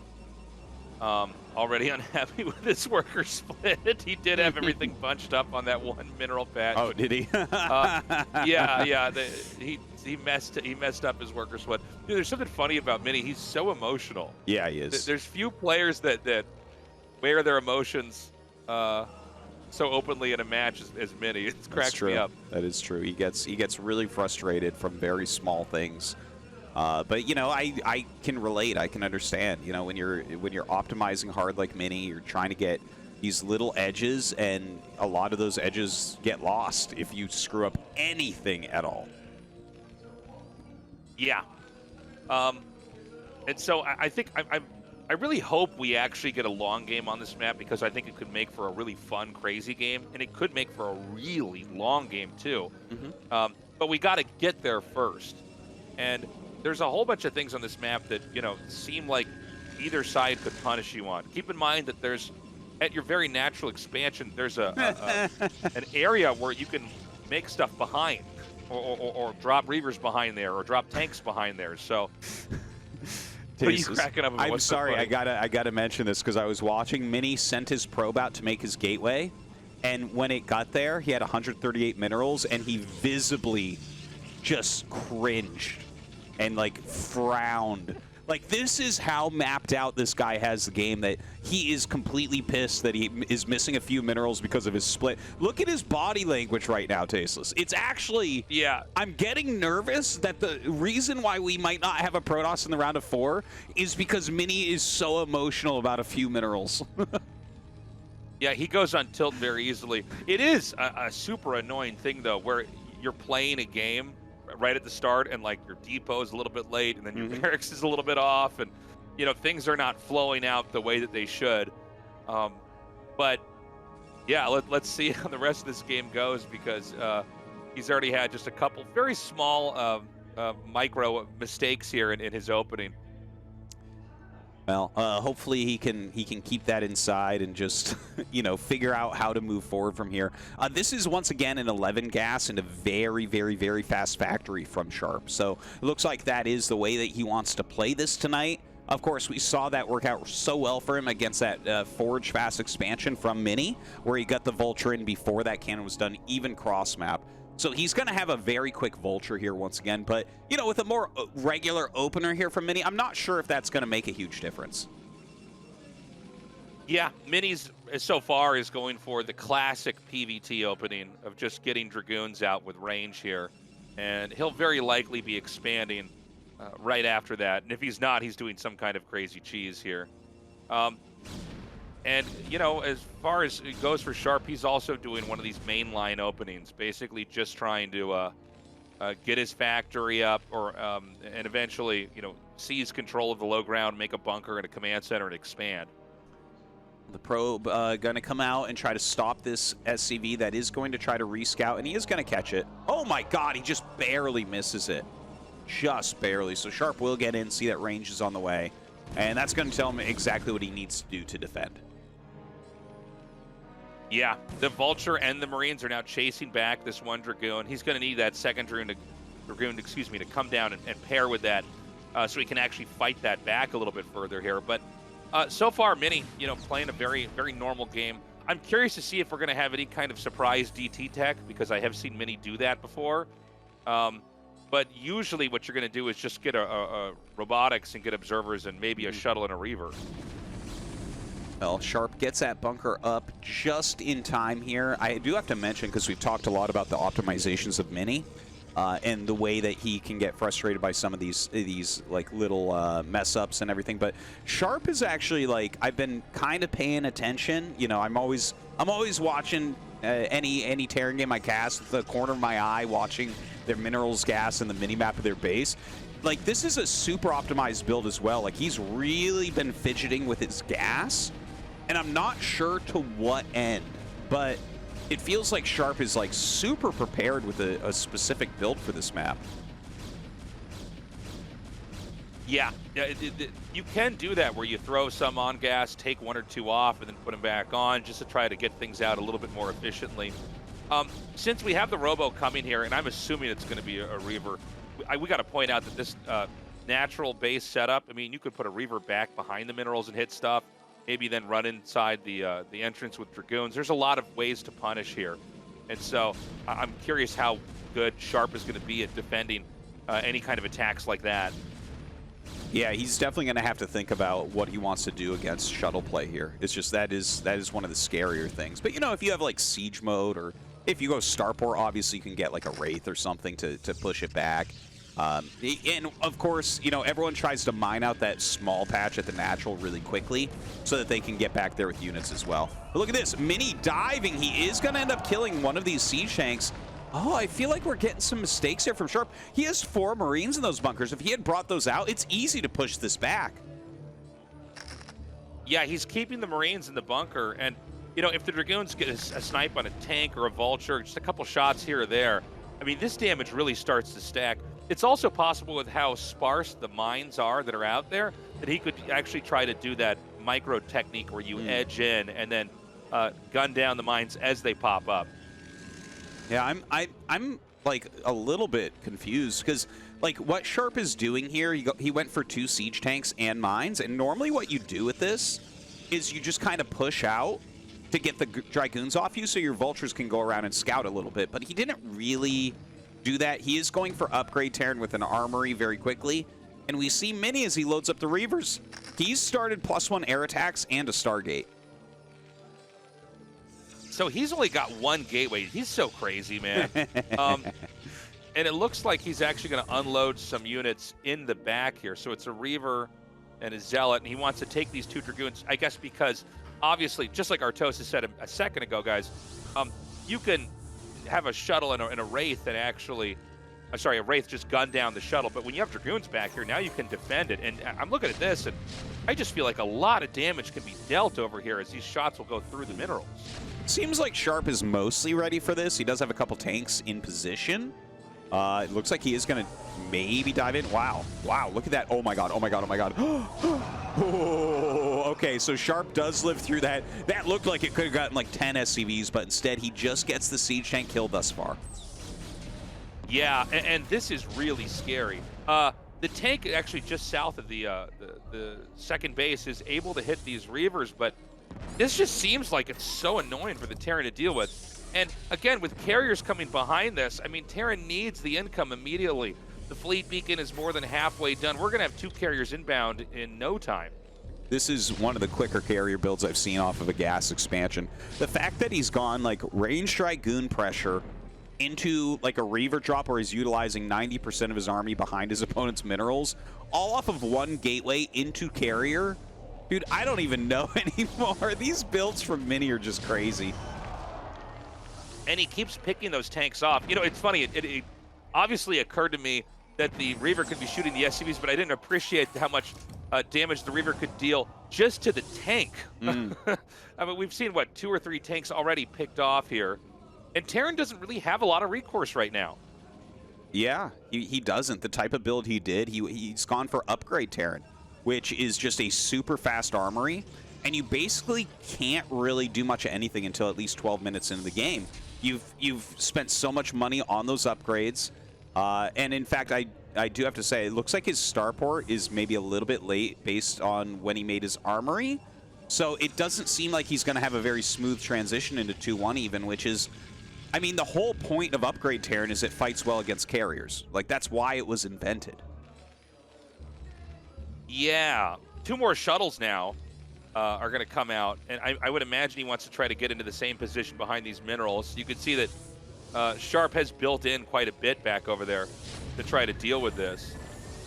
But, you know, as long as he can get these turrets pushed away here, eventually this Reaver can engage fully with these tanks. And, I mean, you know, it's got to be annoying having to pull these SCVs back over and over and over. But it seems like from Mini's side of things, he's been done making probes a while ago, by the way. He seems to want to play a pretty tight game economically. He's got the Reaver out here. It is eventually picked off, Mini maybe being a little bit too ambitious. And so those workers can finally be full transferred back onto the minerals. But Mini's far from done. He's got more shuttles and more Reavers ready to go back and try at it again. Oh, man. The amount of time he's bought with this is pretty insane. The amount of units he's picked off is pretty insane. Now a Wraith being made. The comm stats are not done yet. He's going to be kind of shocked when he sees these carriers, honestly. You do not expect your opponent to already have carriers out. Yeah. I mean, one gate into Robo, into carriers is pretty brutal. And I think the reason why this works, by the way, is because of the way this map is shaped over here. Yeah. And so now the carriers can come over here and combo that together with the shuttle and the Reaver, and suddenly the Wraith isn't looking so strong anymore either. The only thing I could think of that Terran could do to improve the situation would be to, I don't know, maybe try to come in and get a cloak on a Wraith to try to engage with that shuttle. There's definitely enough turrets, by the way, that these 2 carriers are not going to cut it. But he gets in, and he does show them, so at least Sharp has some time he can try to react. The problem is that it feels like Mini's army is just large enough to stall this out to get the carriers that he wants. I think Sharp over here, he has to get a big group of Goliaths and think about an attack relatively soon, but his build is just, it's been thrown off from all the harassment that Mini's done. Yeah, Mini's playing a great game so far. Now, we're actually seeing Terran push up. This is what gets funny about this map specifically in these spawns, is you're seeing this sort of weird attempt from the Terran to control an area of the map that doesn't seem to be that important, but really it's to deny the Protoss from coming back there and pushing into those minerals again. We're up to 4 carriers now, and when you get to 4 carriers, that's where things get very scary for the Terran. Yeah. At 4 carriers, you're still looking at 10 to 12 Goliaths holding them off reasonably well. But beyond that, you really have to have a huge macro going for Terran. It looks like Sharp going to try to get a command center down. Mini just going to fly over it casually seconds after it starts with that shuttle, so he knows that that's there. And here's the push out from Sharp, but he should have 2-1. He doesn't have it. Okay, so the push is going to come down now, and if you can overpower the Terran on the 2 bases, you're going to win the game, because it's kind of now or never here for the Terran. But see how the tanks back there, that earlier on they were sieging up? The Protoss just has to run away now. You just need to buy time. And so you want to engage at the last possible second. Yeah, the carrier's going to harass the gas here at the natural as well. That's going to be very, very painful. Can pick off these turrets pretty easily. The Goliath's coming in and trying to push them back. But, I mean, if you're denying half the gas, it's pretty huge. Now, a counter tank drop, that's kind of a nice move there from Sharp. Don't forget, Mini's economy is still 2 base. Yeah, it is 2 base, but it might be just the kind of 2 base that he needs here to handle this. Especially taking out that gas. I mean, and now the Reavers are going to come down here. I mean, this is crazy.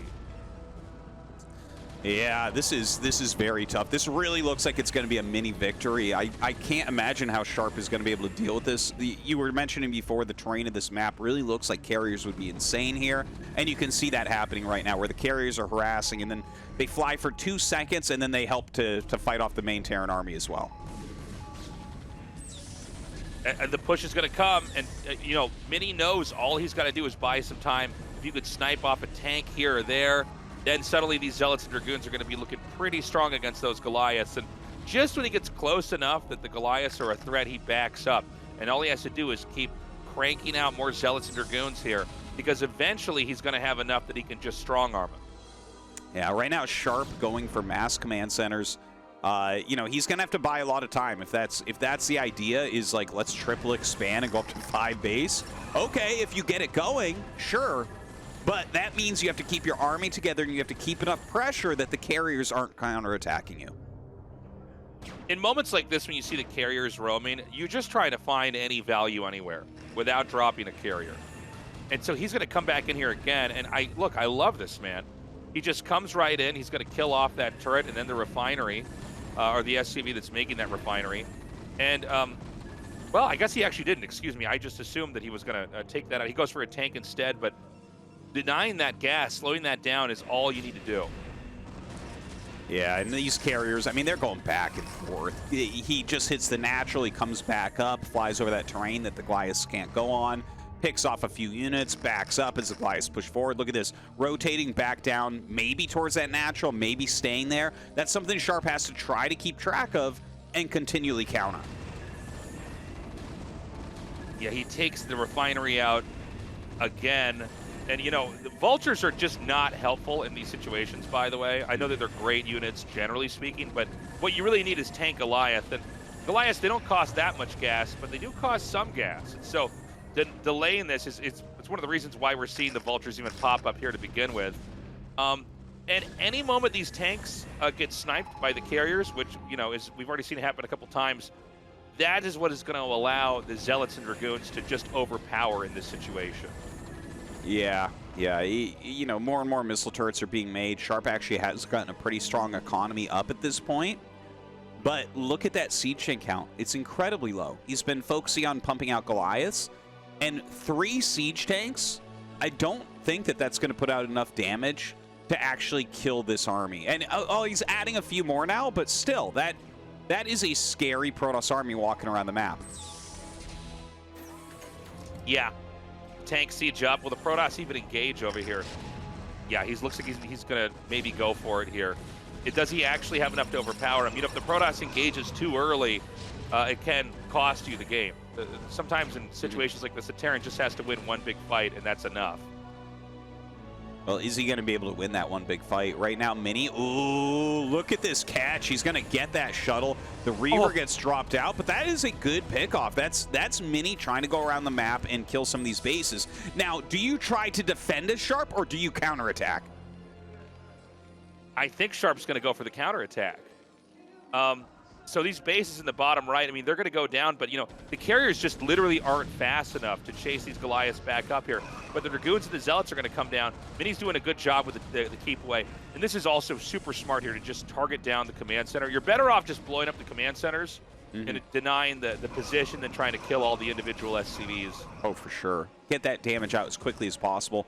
And meanwhile, Sharp's army doing a good job. It kills a bunch of Mini's army.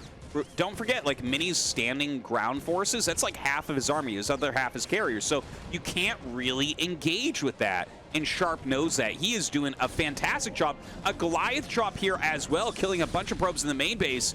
Dude, if Sharp wins this, what a comeback. Well, watch Mini's carriers. He's basically got to navigate through here, take out every key structure, and then come back and recover the game. But, you know, as far as, you know, what Mini can do back at home, he's just getting a beating. He is taking a huge amount of damage. So many of his Dragoons have fallen.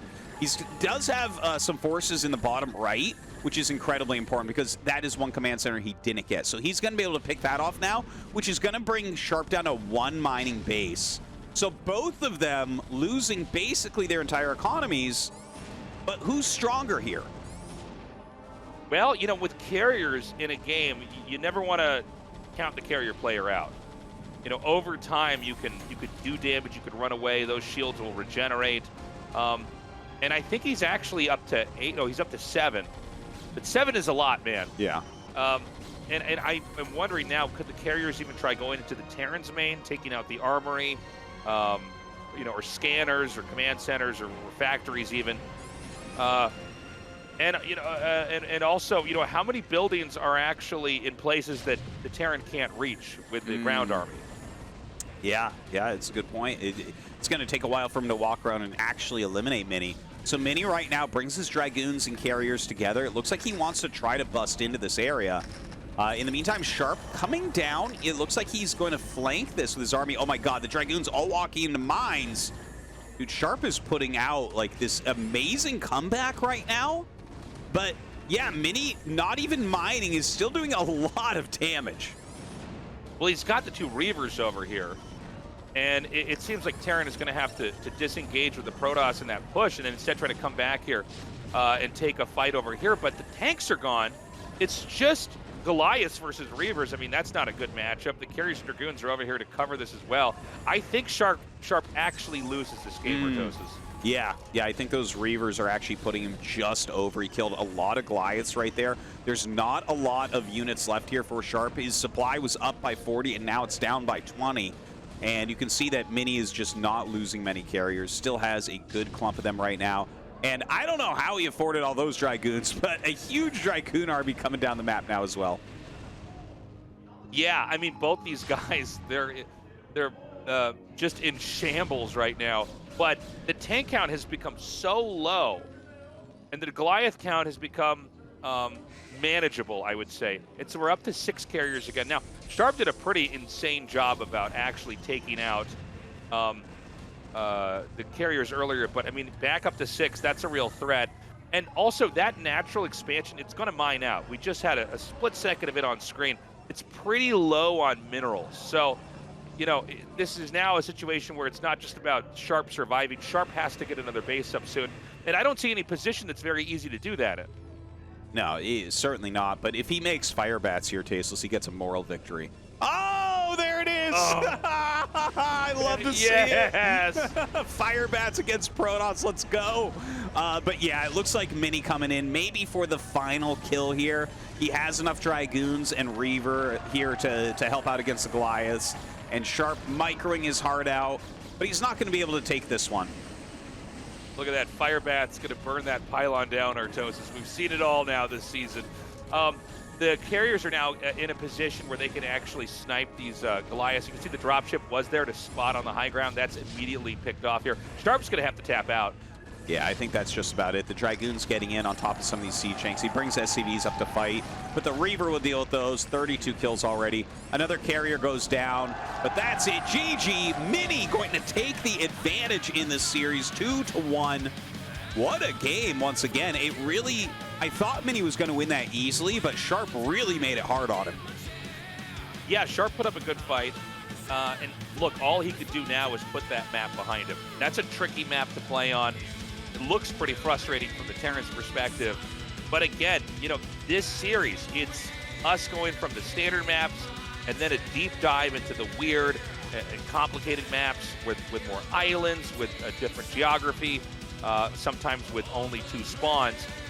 But if Sharp can come back in this next map, that's going to be Invader, he could close it out on Retro. Retro's a very standard map. Yeah, that definitely could be a map where he's able to take it down. But Mini right now showing some amazing builds on these strange maps. And Invader, it is a 2-player map once again, so could be a hard one for Sharp. But you can see here, this was like a really defining moment in the game where Sharp decided to counterattack rather than defend his expos. Yeah, and there's not a whole lot you can do when the carriers and the Reavers are down, like moving through this area where the Terran just can't get to them. And Mini has the right idea to run with the Dragoons. Just make them chase you, and then find another place to go. We had a lot of SCVs killed here with the Reavers that were out on the map, and just this maneuver with the carriers was the game-winning move. Mm-hmm. All Mini had to do is survive and take the beating that the Terran was going to give. And Mini's able to systematically shut down all the sources of income to the point where, with the carriers and a few Reavers and Dragoons alone, you're able to come out on top and take the Terran on. Yeah, very strategic game that we saw here. Mini definitely with some excellent plans, but Sharp on his back foot really showed the type of strength that he has as a Terran player. These chaotic situations, he makes a lot of good choices during. The counterattack, honestly, I wasn't buying it. I'm like, I don't know, man. The carriers are going to target your command centers, and it's going to get gross. But it felt like he really came close there to pulling this game off.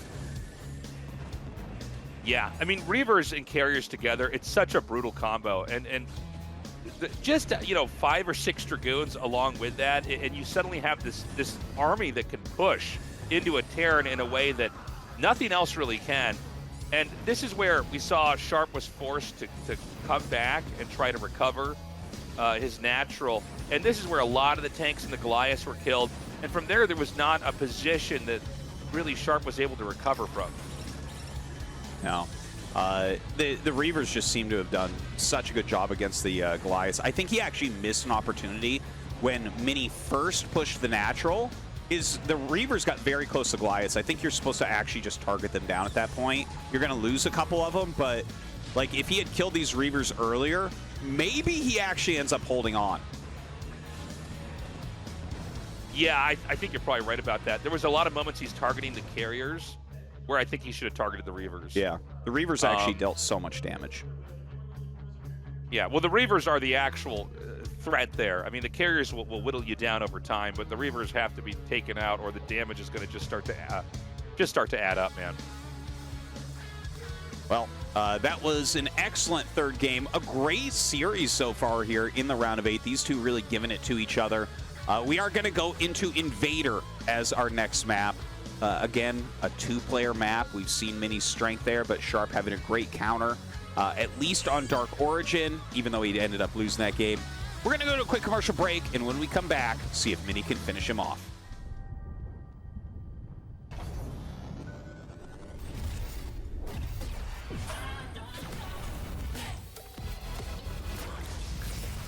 우주급 텐션 최고의 토킹 핫식스 토킹.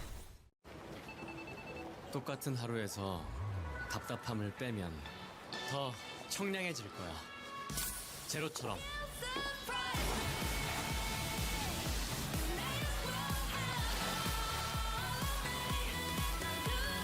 우리 없어도 되는 건 빼고 살자.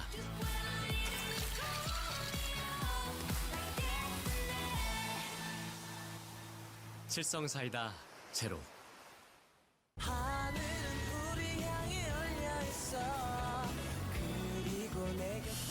청량한 이 순간 칠성사이다로부터. 칠성사이다.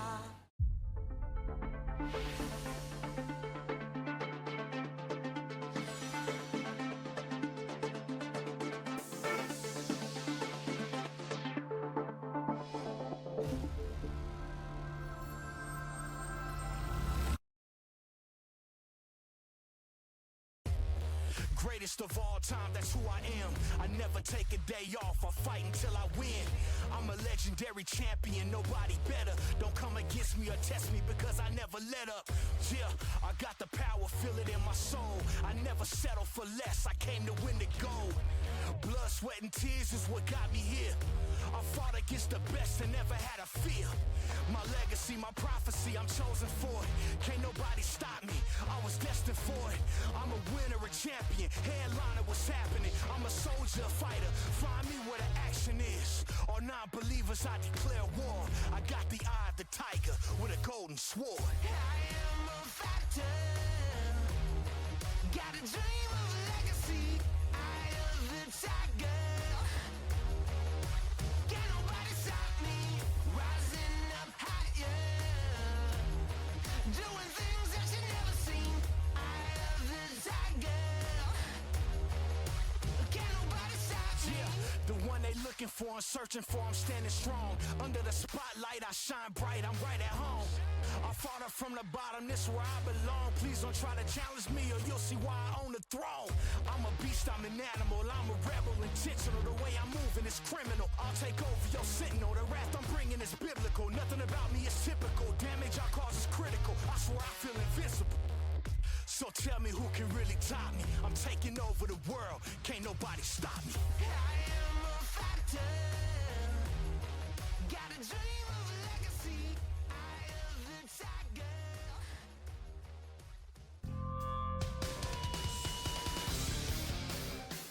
All right, we're back. We're going to be going to the map Invader, and I'm really curious with how Mini's going to play this. Do you think he's going to go for a gas steal again, Artosis?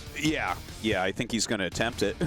But Sharp had such a good block previously. Maybe he's able to pull something like that off again. But, I mean, Mini still kind of outplayed him there. But, yeah, I do expect him to play a very aggressive in-your-face style. He's very good at that. And, I mean, honestly, I think it's, like, such an error if you're on a two-player map and you don't steal the Terran gas. Because you're dictating everything for Terran. You know, whether you're rushing or not, there's like 5 follow-ups to the offensive gas. And for Terran, there's very little to do. It's like, well, yeah, I have to kill that gas and, you know, play defensively. This is going to be a fun one. Again, Sharp has to survive here in order to make it to Retro. And I think Retro is one where it's going to be very even. And, you know, we already saw what Sharp was able to do on Polypoid, but Invader stands in his way. A gas steal probably imminent. Let's get into Game 4 here with Sharp versus Mini.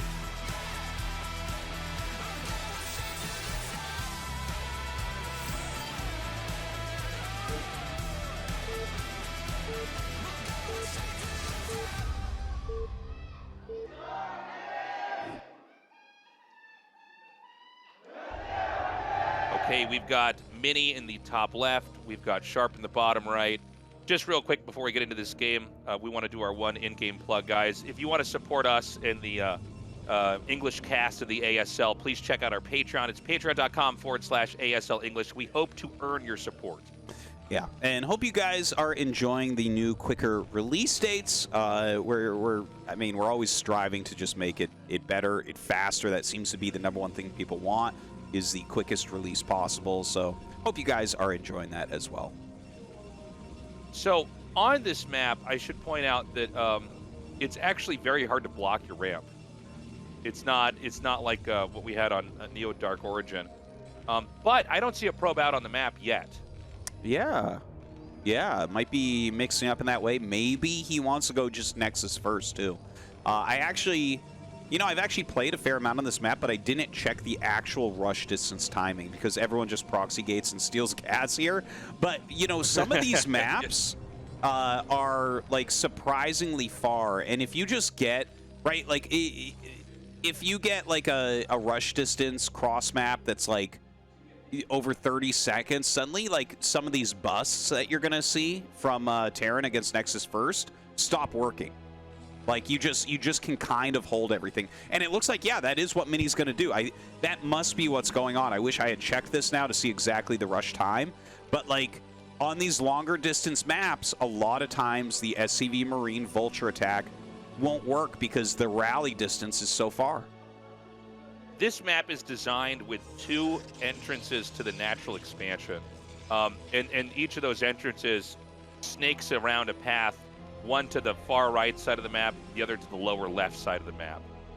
And I guess just like what you were saying, Tastosis, is that this map actually does have pretty long rush distances. I also am not familiar with exactly how quickly they can get to your base if they try to do as much of a beeline as possible, but I'm betting that it's actually a little bit longer than it even looks.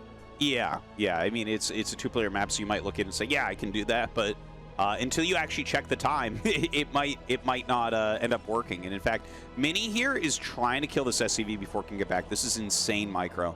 Dude. Oh, the SCV is just out of range. That is just beyond probe range. He's looking to get those hits. If he had kept it a little bit closer, he would have killed this before it got back.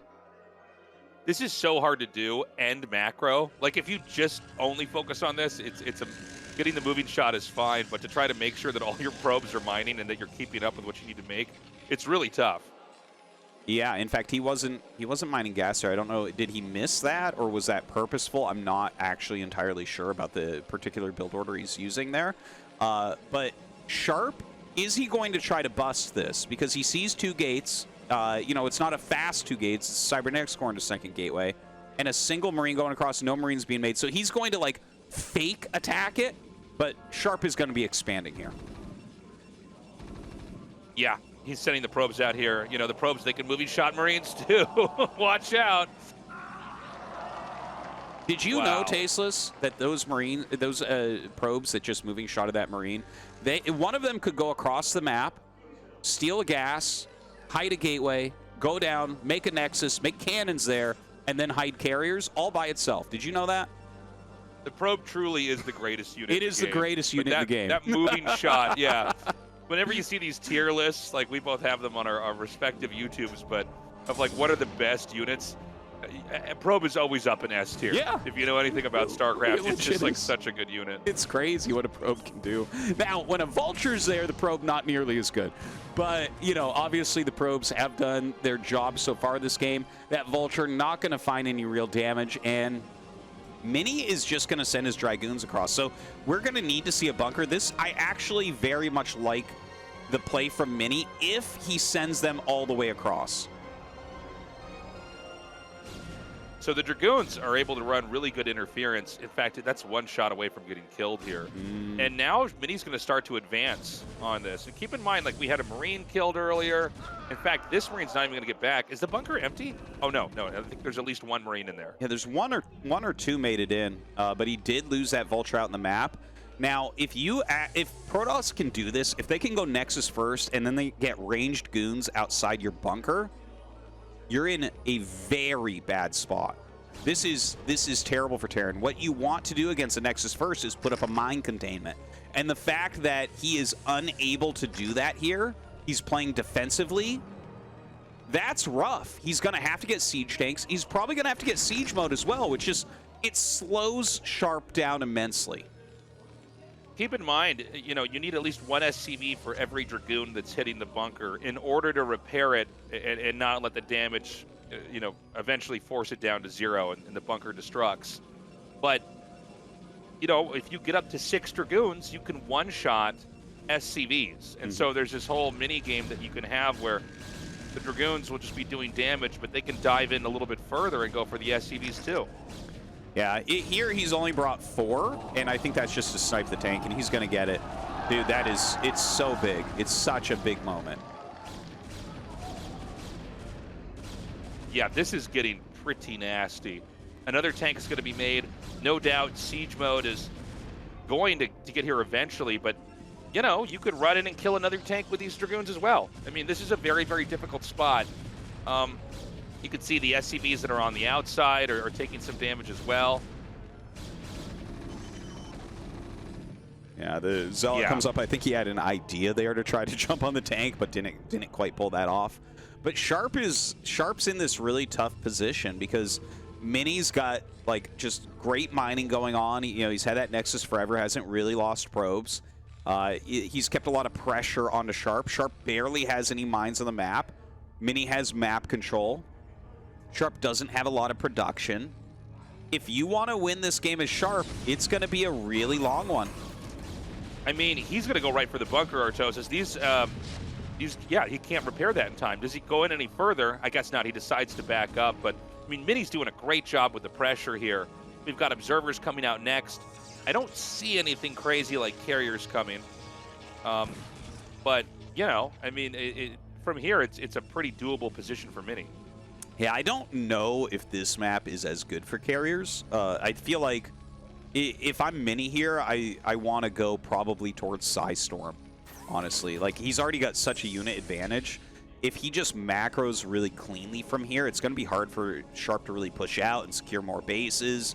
And if you can just go into, like, Psystorm, right, you can do that kind of battling style anyways. And with the weird spread of the expansions, there's a lot of ways to harass the SCVs. Yeah, that's very true. I guess we're going to have 2 more factories thrown down here. Is that what these SCVs are for? Protoss is just going to have this 3rd Nexus come up here. And we don't have any definitive tech yet. Can't confirm it's going to be shuttle play. We can't confirm it's Psystorm or Arbiter or Carrier or anything. But, you know, we've got ourselves a game that is going to go into mid-game and probably into late game. It doesn't seem like anybody has any plans to end this outright. Yeah, it looks like the Observer trying to see what's going on. Sharp is trying to block that. He doesn't want him to know exactly how many factories are being made, but Mini will be able to figure it out. Just kind of flies around. It's going to see, it's like, okay, well, we see 4 factories there. I believe that's an academy being built. But yeah, oh, actually, Tastosis, I think it is going to be Carrier. I just saw a Stargate, and I haven't seen a Citadel yet. Yeah, no Citadel means it's probably not going to be Arbiter. And, all right, let's do this. So this is a Carrier builds on 3 bases. It's less about, you know, kind of surprising them with the Carriers and more about building up momentum behind the Carriers as they come out, as long as you can control the game pretty well with the Dragoons and Zealots that you have that have been made already. But, you know, this map, the fact that it's split in half, maybe there's, you know, maneuvers where you can rely on counterattacking even more with Dragoons and Carriers if the Terran tries to push out. Well, there certainly are a lot of paths. So anytime you have, like, a lot of paths, the Carriers are going to have some flexibility there. But I think that this Carrier choice might be more based on just the math of this game. The fact that Sharp had to play so turtled up and Mini just got the bigger economy. You know, that is one of the strongest things in the game, is Nexus first into Carrier. Because you already have that unit advantage. You already have that economy advantage. And it's, you know, once you get the Carriers out, you know, the Carriers are more of a math problem than anything else in this game. Yeah, for sure they are. We've already got a pretty good arc out here. He just has this observer to the side of that ramp to make sure that nothing's going to run out. We did see some vultures try to come out there and escape. And so the Carrier tech has started. It looks like it's 2 Stargates, which is, yeah, I think, probably the right number to have. I've seen some games where people get 3. I'm not really sure if that's like you're just cutting workers or what the deal is. I guess, you know, if you go up 3 Stargates at a time, you get to 6 Carriers really fast. Yeah. But it does seem like you'd be lacking a little bit in the ground army. Now we've got Sharp moving out across the map. Are we going to see Mini try to engage with this, or is he going to go for the run? Uh-oh. Oh, dude. Dude, there's actually such a big standing army here for Mini. Moving out with 5 siege tanks right now. He does get a huge volley there to the north, but even with that huge volley, it looks like Mini is going to kill the entire army of Sharp. And I hate to be anticlimactic, but if you're going for Carriers in this position and you just killed all of Terran's siege tanks and Terran's on 2 base, like, you could put Flash, Last, Nada, I Love Uv all on Team Melee, and I think Mini's going to beat him. Yeah, no, I mean, this push out seems ill-timed. It also, I mean, at this point in time, he's going to go even kill this last siege tank and siege up over here. I would not be shocked if Sharp just left, if Sharp just left the game. This is very, very difficult. Mm-hmm. Well, I think he will continue to try and maybe try to pull off some sort of sweet tactics or something, but the position is so terrible. He's on just, oh man, 6 factories. It looks like he wants to add another one. You know, there's like tricky little moves you can try. Like, you notice how he has Vultures and Goliaths out right now? Like, you can just lay mines everywhere and kind of snipe observers a bunch and try to force them to run into mines and, you know, try to gain back some value in that way. But Mini's production is going to be pretty insanely strong from here. Yeah, Mini's in great shape. You know, it's funny. We've had some really good games, but honestly, Terran just moved out in this game at just a time that didn't make any sense. Yeah. And so Mini looks at it and goes, okay, I'll take that, you know, and just comes in and trounces them. And now it's such a tough game here for the Terran. It's really important for Terran to not lose their core army after they get onto 2 bases because they need to get a 3rd base, or unless you're doing a 2-base all-in. But basically, that's really when the Terran has to make what they've developed work for them. And when you see, you know, a shuttle drop and Dragoons just surround tanks like that, you know you're in trouble. Yeah, it was a blunder, and I'm sure Sharp, you know, he's going to be disappointed in himself later when he's thinking about these games that he made a move like that, because he's given himself like the hardest position ever to come out of. He's got like reasonable supply. A lot of it's in Vultures though. You know, he's got enough Goliaths right now to keep the carriers back. But yeah, Mini is just macroing really, really strongly. And he's got a lot of gateways. He's going to get into legs. You know, he'll be able to get into Psystorm eventually since he's on 3 bases. But for now, he just needs to make sure that Sharp can't walk up and kill him. Yep, tanks are going to siege up down here. And notice that what the Protoss is doing is it's setting up an opportunity to counterattack, and that pulls the Terran back to defend. And the Protoss' army just being organically more mobile, you then can run back and try to take a fight if you think you've got a good opportunity, but otherwise you just relocate. And I think we're probably going to see a 4th base pretty soon. I'm curious as like to when charge Zealot speed is going to be done. But yeah, I mean, things are getting very scary right now for Sharp. Just finished right there. One thing that I guess is kind of good for Sharp is he does have a lot of Vultures in his composition. You know, I think that's just because his gas has been really taxed after losing those tanks. He had to remake them. So that might help a little bit against the incoming Zealots, but Mini just continues to rotate back and forth. He's making Sharp continually just move back and forth, not able to set anything up yet. He takes that, oh, okay, is he going to get this tank? Yes, he is. And backs up. Got to be careful. You can overextend and just end up dropping everything. And, you know, when you see the Protoss' army running away, I mean, you're getting hit with a lot of siege tank shots. And, you know, Goliath missiles connecting to the carriers. So you got to be careful. But look, this was a bad start for Sharp. I think he's in an okay spot now. Yeah. I think this is actually still doable. I thought I had frankly given up on him, but yeah. I think the game's gone on for long enough. Now there's a push coming up, and once again, Mini's going to try to go for the counterattack, I think. Yeah, he keeps threatening that. The one thing there's 2 things surprising me basically from Mini. Like, where's the 4th base? You were saying earlier you expect a 4th base at any moment. Dude, we're 15 minutes into a game, and he went Nexus first and killed the entire army of Terran, and he hasn't taken a 4th base. It's really weird. And the second thing is, he's so Zealot heavy, and, like, Zealots are good, but his army is mostly Zealots, and if he tries to shove them into just a huge mass of Terran units, he doesn't have any, like, splash there with it. They're gonna get eaten up. Melee units against a huge mass of ranged units don't scale well.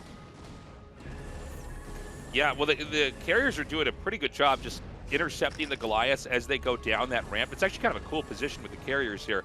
You can see that you can kill anything that's going to try to leave there. And it doesn't seem like Sharp wants to try to engage with it. He wants to do a full-on counterattack. And, I mean, dude, they're both just going to run. Oh, my God. They're both just going to go right into this full-on base trade. Yeah, just like La Campanella, our last map here, it looks like it is going to be a base trade that Sharp chooses. Not going to try to come back and defend. Unfortunately, he's going to lose that command center very quickly. Tons of Zealots go up into his main base. He has a reasonable attack that's like killing his opponent's 3rd, but can he bring enough units home to actually stop his main from dying?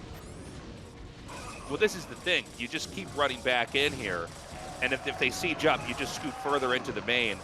And I think there are tanks pushing 12 o'clock. We don't actually have a shot of it, but you know, the carriers, they have a lot of different angles they can try to come out here from. He's continuing to snipe these tanks. He's even got some Dragoons and Zealots on the outside. That's it, GG, that's it. Mini's done it, 3-1. He defeats Sharp. Yeah. It looked like a weird position there for a minute, but Mini knew his win conditions. He knew that the second he had a full attack, he should be able to take it down. And you can see he's very happy with himself. did go through some adversity, some close moments in these games. A few mistakes there from Mini here and there, but he goes into that round of 4, such an important position where you get a seed into the round of 16 the next season. Yeah, and hey, this is a very cool story. The fact that we have Protoss is, first of all, getting killed left and right in Season 16 of ASL, but one is still going strong. It's Mini. He's made it to the Final 4, and dude, who knows? He might actually take this entire season. Yeah, there's certainly that possibility. He's going to get a Protoss vs. Zerg in this next round, which of course is his best matchup. So yeah, there's a real chance of not only another finals, but maybe another victory for Mini. Is he going to be, you know, I guess if he won another ASL, that makes him the second most accomplished ASL player to flash. Okay, so this was really where I think he played the position game to win. So what Sharp wants to do, Sharp wants to actually take a fight and push up and kill the bases. And when the carriers are here, this is what's so crazy. They can basically perch just outside of where the factories are, and you can kill every single unit that's going to leave the base. You're never going to have enough units to stop this unless you send everything back. And when he snipes the tanks, he's created a pathway for his whole ground army to move through here. Now, Sharp wants to come up and try to smash these bases, but at the end of the day, when you have about 6 carriers, which I think is the number that we have on screen there, it's really scary, man. You can just play keep away and keep killing things over and over. And then when Sharp has to come back, well, that's the moment that, you know, you run up into the main, you play keep away, and you just keep sniping things. And suddenly, you're in a position where you're using their main to your advantage. You're using your Dragoons and Zealots up there, and you could snipe their tanks on the low ground. It's just a brutal way to lose. But Mini, you know, he knows exactly how to play on each of these maps. Yeah, very, very well done. Mini deserving to go to that next round, and it looks like we are going to have his winner interview now. Excited to see what he has to say about that series. The third contender to move on to the round of 4 of the 16th season of ASL with Hot 6 has been decided in Mini. Congratulations. Thank you. It has been almost 2 years since your run in ASL 12, and once again you succeed in securing a seed.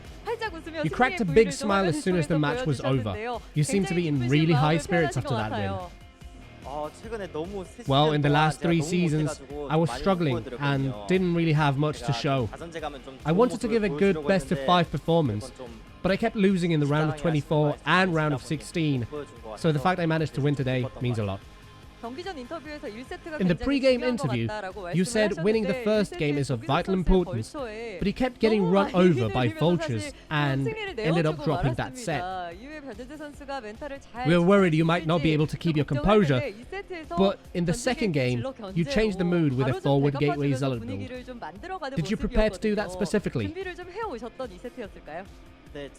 Yeah, it was all prepared, but honestly, I wanted to play a longer game 1.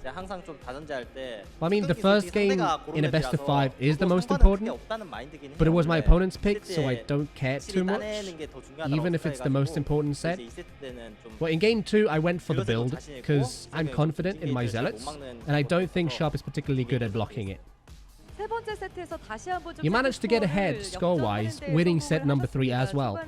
You spent a long time harassing Sharp with Reaver Shuttle, and then instead of expanding at a normal timing, you rushed into carriers.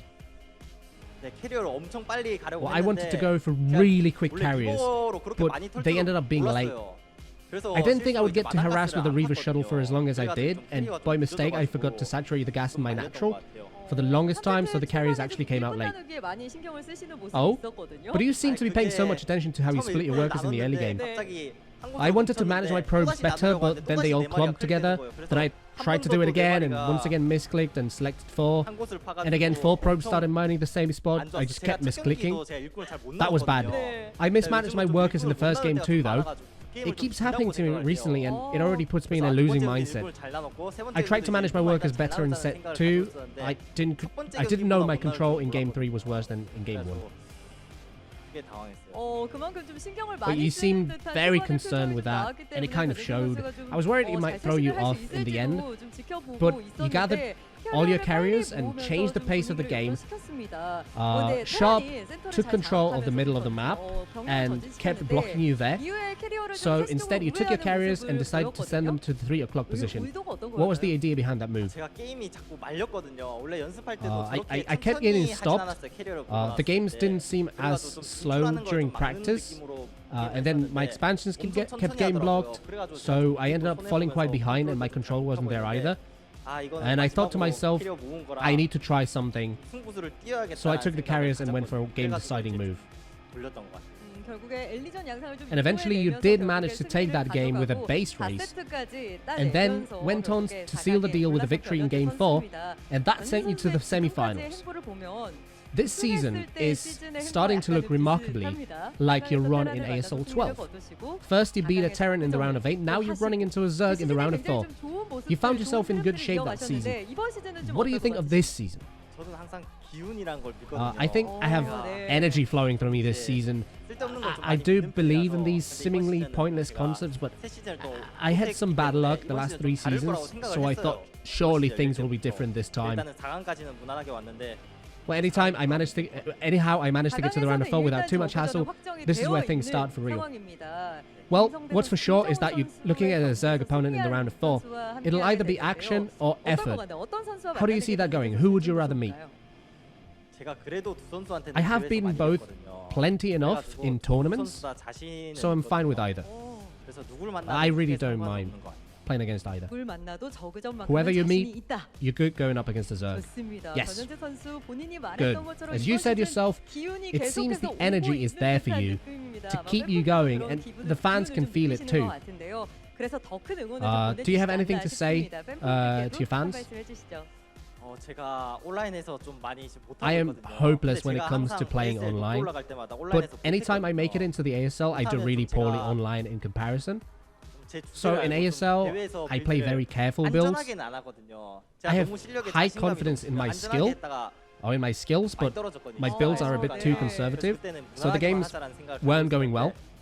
And I thought I have to start going for something more decisive. I know a lot of fans were worried because I couldn't post good results, but this is not online, we're in the ASL. I really hope people stop worrying. I should advance further.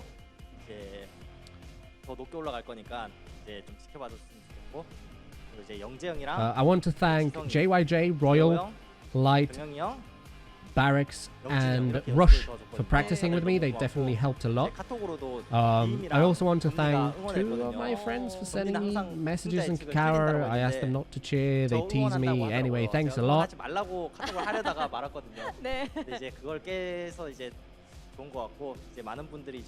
Also, big thanks to all the fans for showing their support. Thank you, everyone. Well, I bet a lot of people are very happy with your performance so far, and we'll be waiting to cheer for you in the semi-finals. Congratulations on advancing to the round of 4. Thank you. Oh, right. I almost forgot. I also wanted to thank 3 of my streamer friends who showed up to the studio to show support too. Oh, that's right. The studio is a buzz today with all the energy from your friends. Big thanks to them for their support. Again, congratulations. Thank you. And that does it for today with Mini moving on through to the semi-finals. All right, well, that's the results, guys. Mini did it. He played amazingly. I think Sharp put up a really good fight. A little bit of a bummer to see that push come out a bit too bit prematurely there in the final game. Yeah. It kind of made it easy for Mini. But I've been a very big fan of Mini for a long time, and I'm excited to see him continue to bolster up and improve his tournament play. Yeah. You know, when he won that ASL, that was huge, but he did have some... In ASLs after that, he did have some moments where I think there was some questionable decision-making. But so far this season, I think he's playing extremely well. Yeah, he is. And, I mean, a round of 4 just goes to show that. Mini is insanely consistent. It's like, I guess him and Hero are probably the 2 most consistent ASL players overall. And, again, he has the chance to really kind of set a record here and be the second, if he wins this, seriously, second most successful player in ASL history. Of course, our next matchup, Effort versus Action. If Effort wins, he also would go up to 2 ASL victories, which is kind of insane. So we have like a lot of crazy storylines remaining. This is going to be a fun one, and Zerg vs. Zerg has become very interesting with these long-distance gas mining techniques, with some late game where we're even getting out of Ling Muta Scourge and into Hive Tech. It's a good time to be a fan of ZVZ. Yeah, and especially of these two playing ZVZ, because they are the ones that had that epic Hive Zerg vs. Zerg. So we know that they can do it. They're willing to do it. Could we see that, Tastosis? Could we see 5 games of Ultras versus Lurkers? That would make my day. That would be the dream. Even one more game. Well, you give me one more game like that this season, and it's the best season of all time. Honestly, I feel like ZVZ has gotten better than it's ever been. It's become a wild matchup, and I think especially these you're mining on 2 gases, but you're still on 1 base because you're having drones go down your ramp. Very interesting stuff. And I'm fine with either of these 2 guys advancing. Yeah, it would be kind of fun to see Action getting a little bit further. He's always in the round of 8, right? But we haven't seen him in the finals yet. I'm trying to remember. I think he's been in round of 4 before, but I don't recall that much. Effort, of course. No stranger to championships, like one of the greatest Zergs of all time. But yeah, that's going to be a great ZVZ. Make sure you guys check that out. Now, this is the part where Tastosis wants to mostly talk because he's the only guy on camera, but I think it's better content if I say a really long, drawn-out idea while you guys just stare at Dan's face while he sits there uncomfortably waiting for his turn to talk. I think that's what's better content. What do you think, Tastosis? Oh, Tastosis, I love it. I think I'll try to move my mouth with the words I think you're going to say, and then people are just going to get confused. Like, all right, you ready? Let's do that, all right? You're going to mouth the words. I'm going to close out the show, okay? Ready? All right, guys, thank you so much for watching. We love you. Check out our Patreon, and we will see you in the final day of the round of 8. Bye-bye.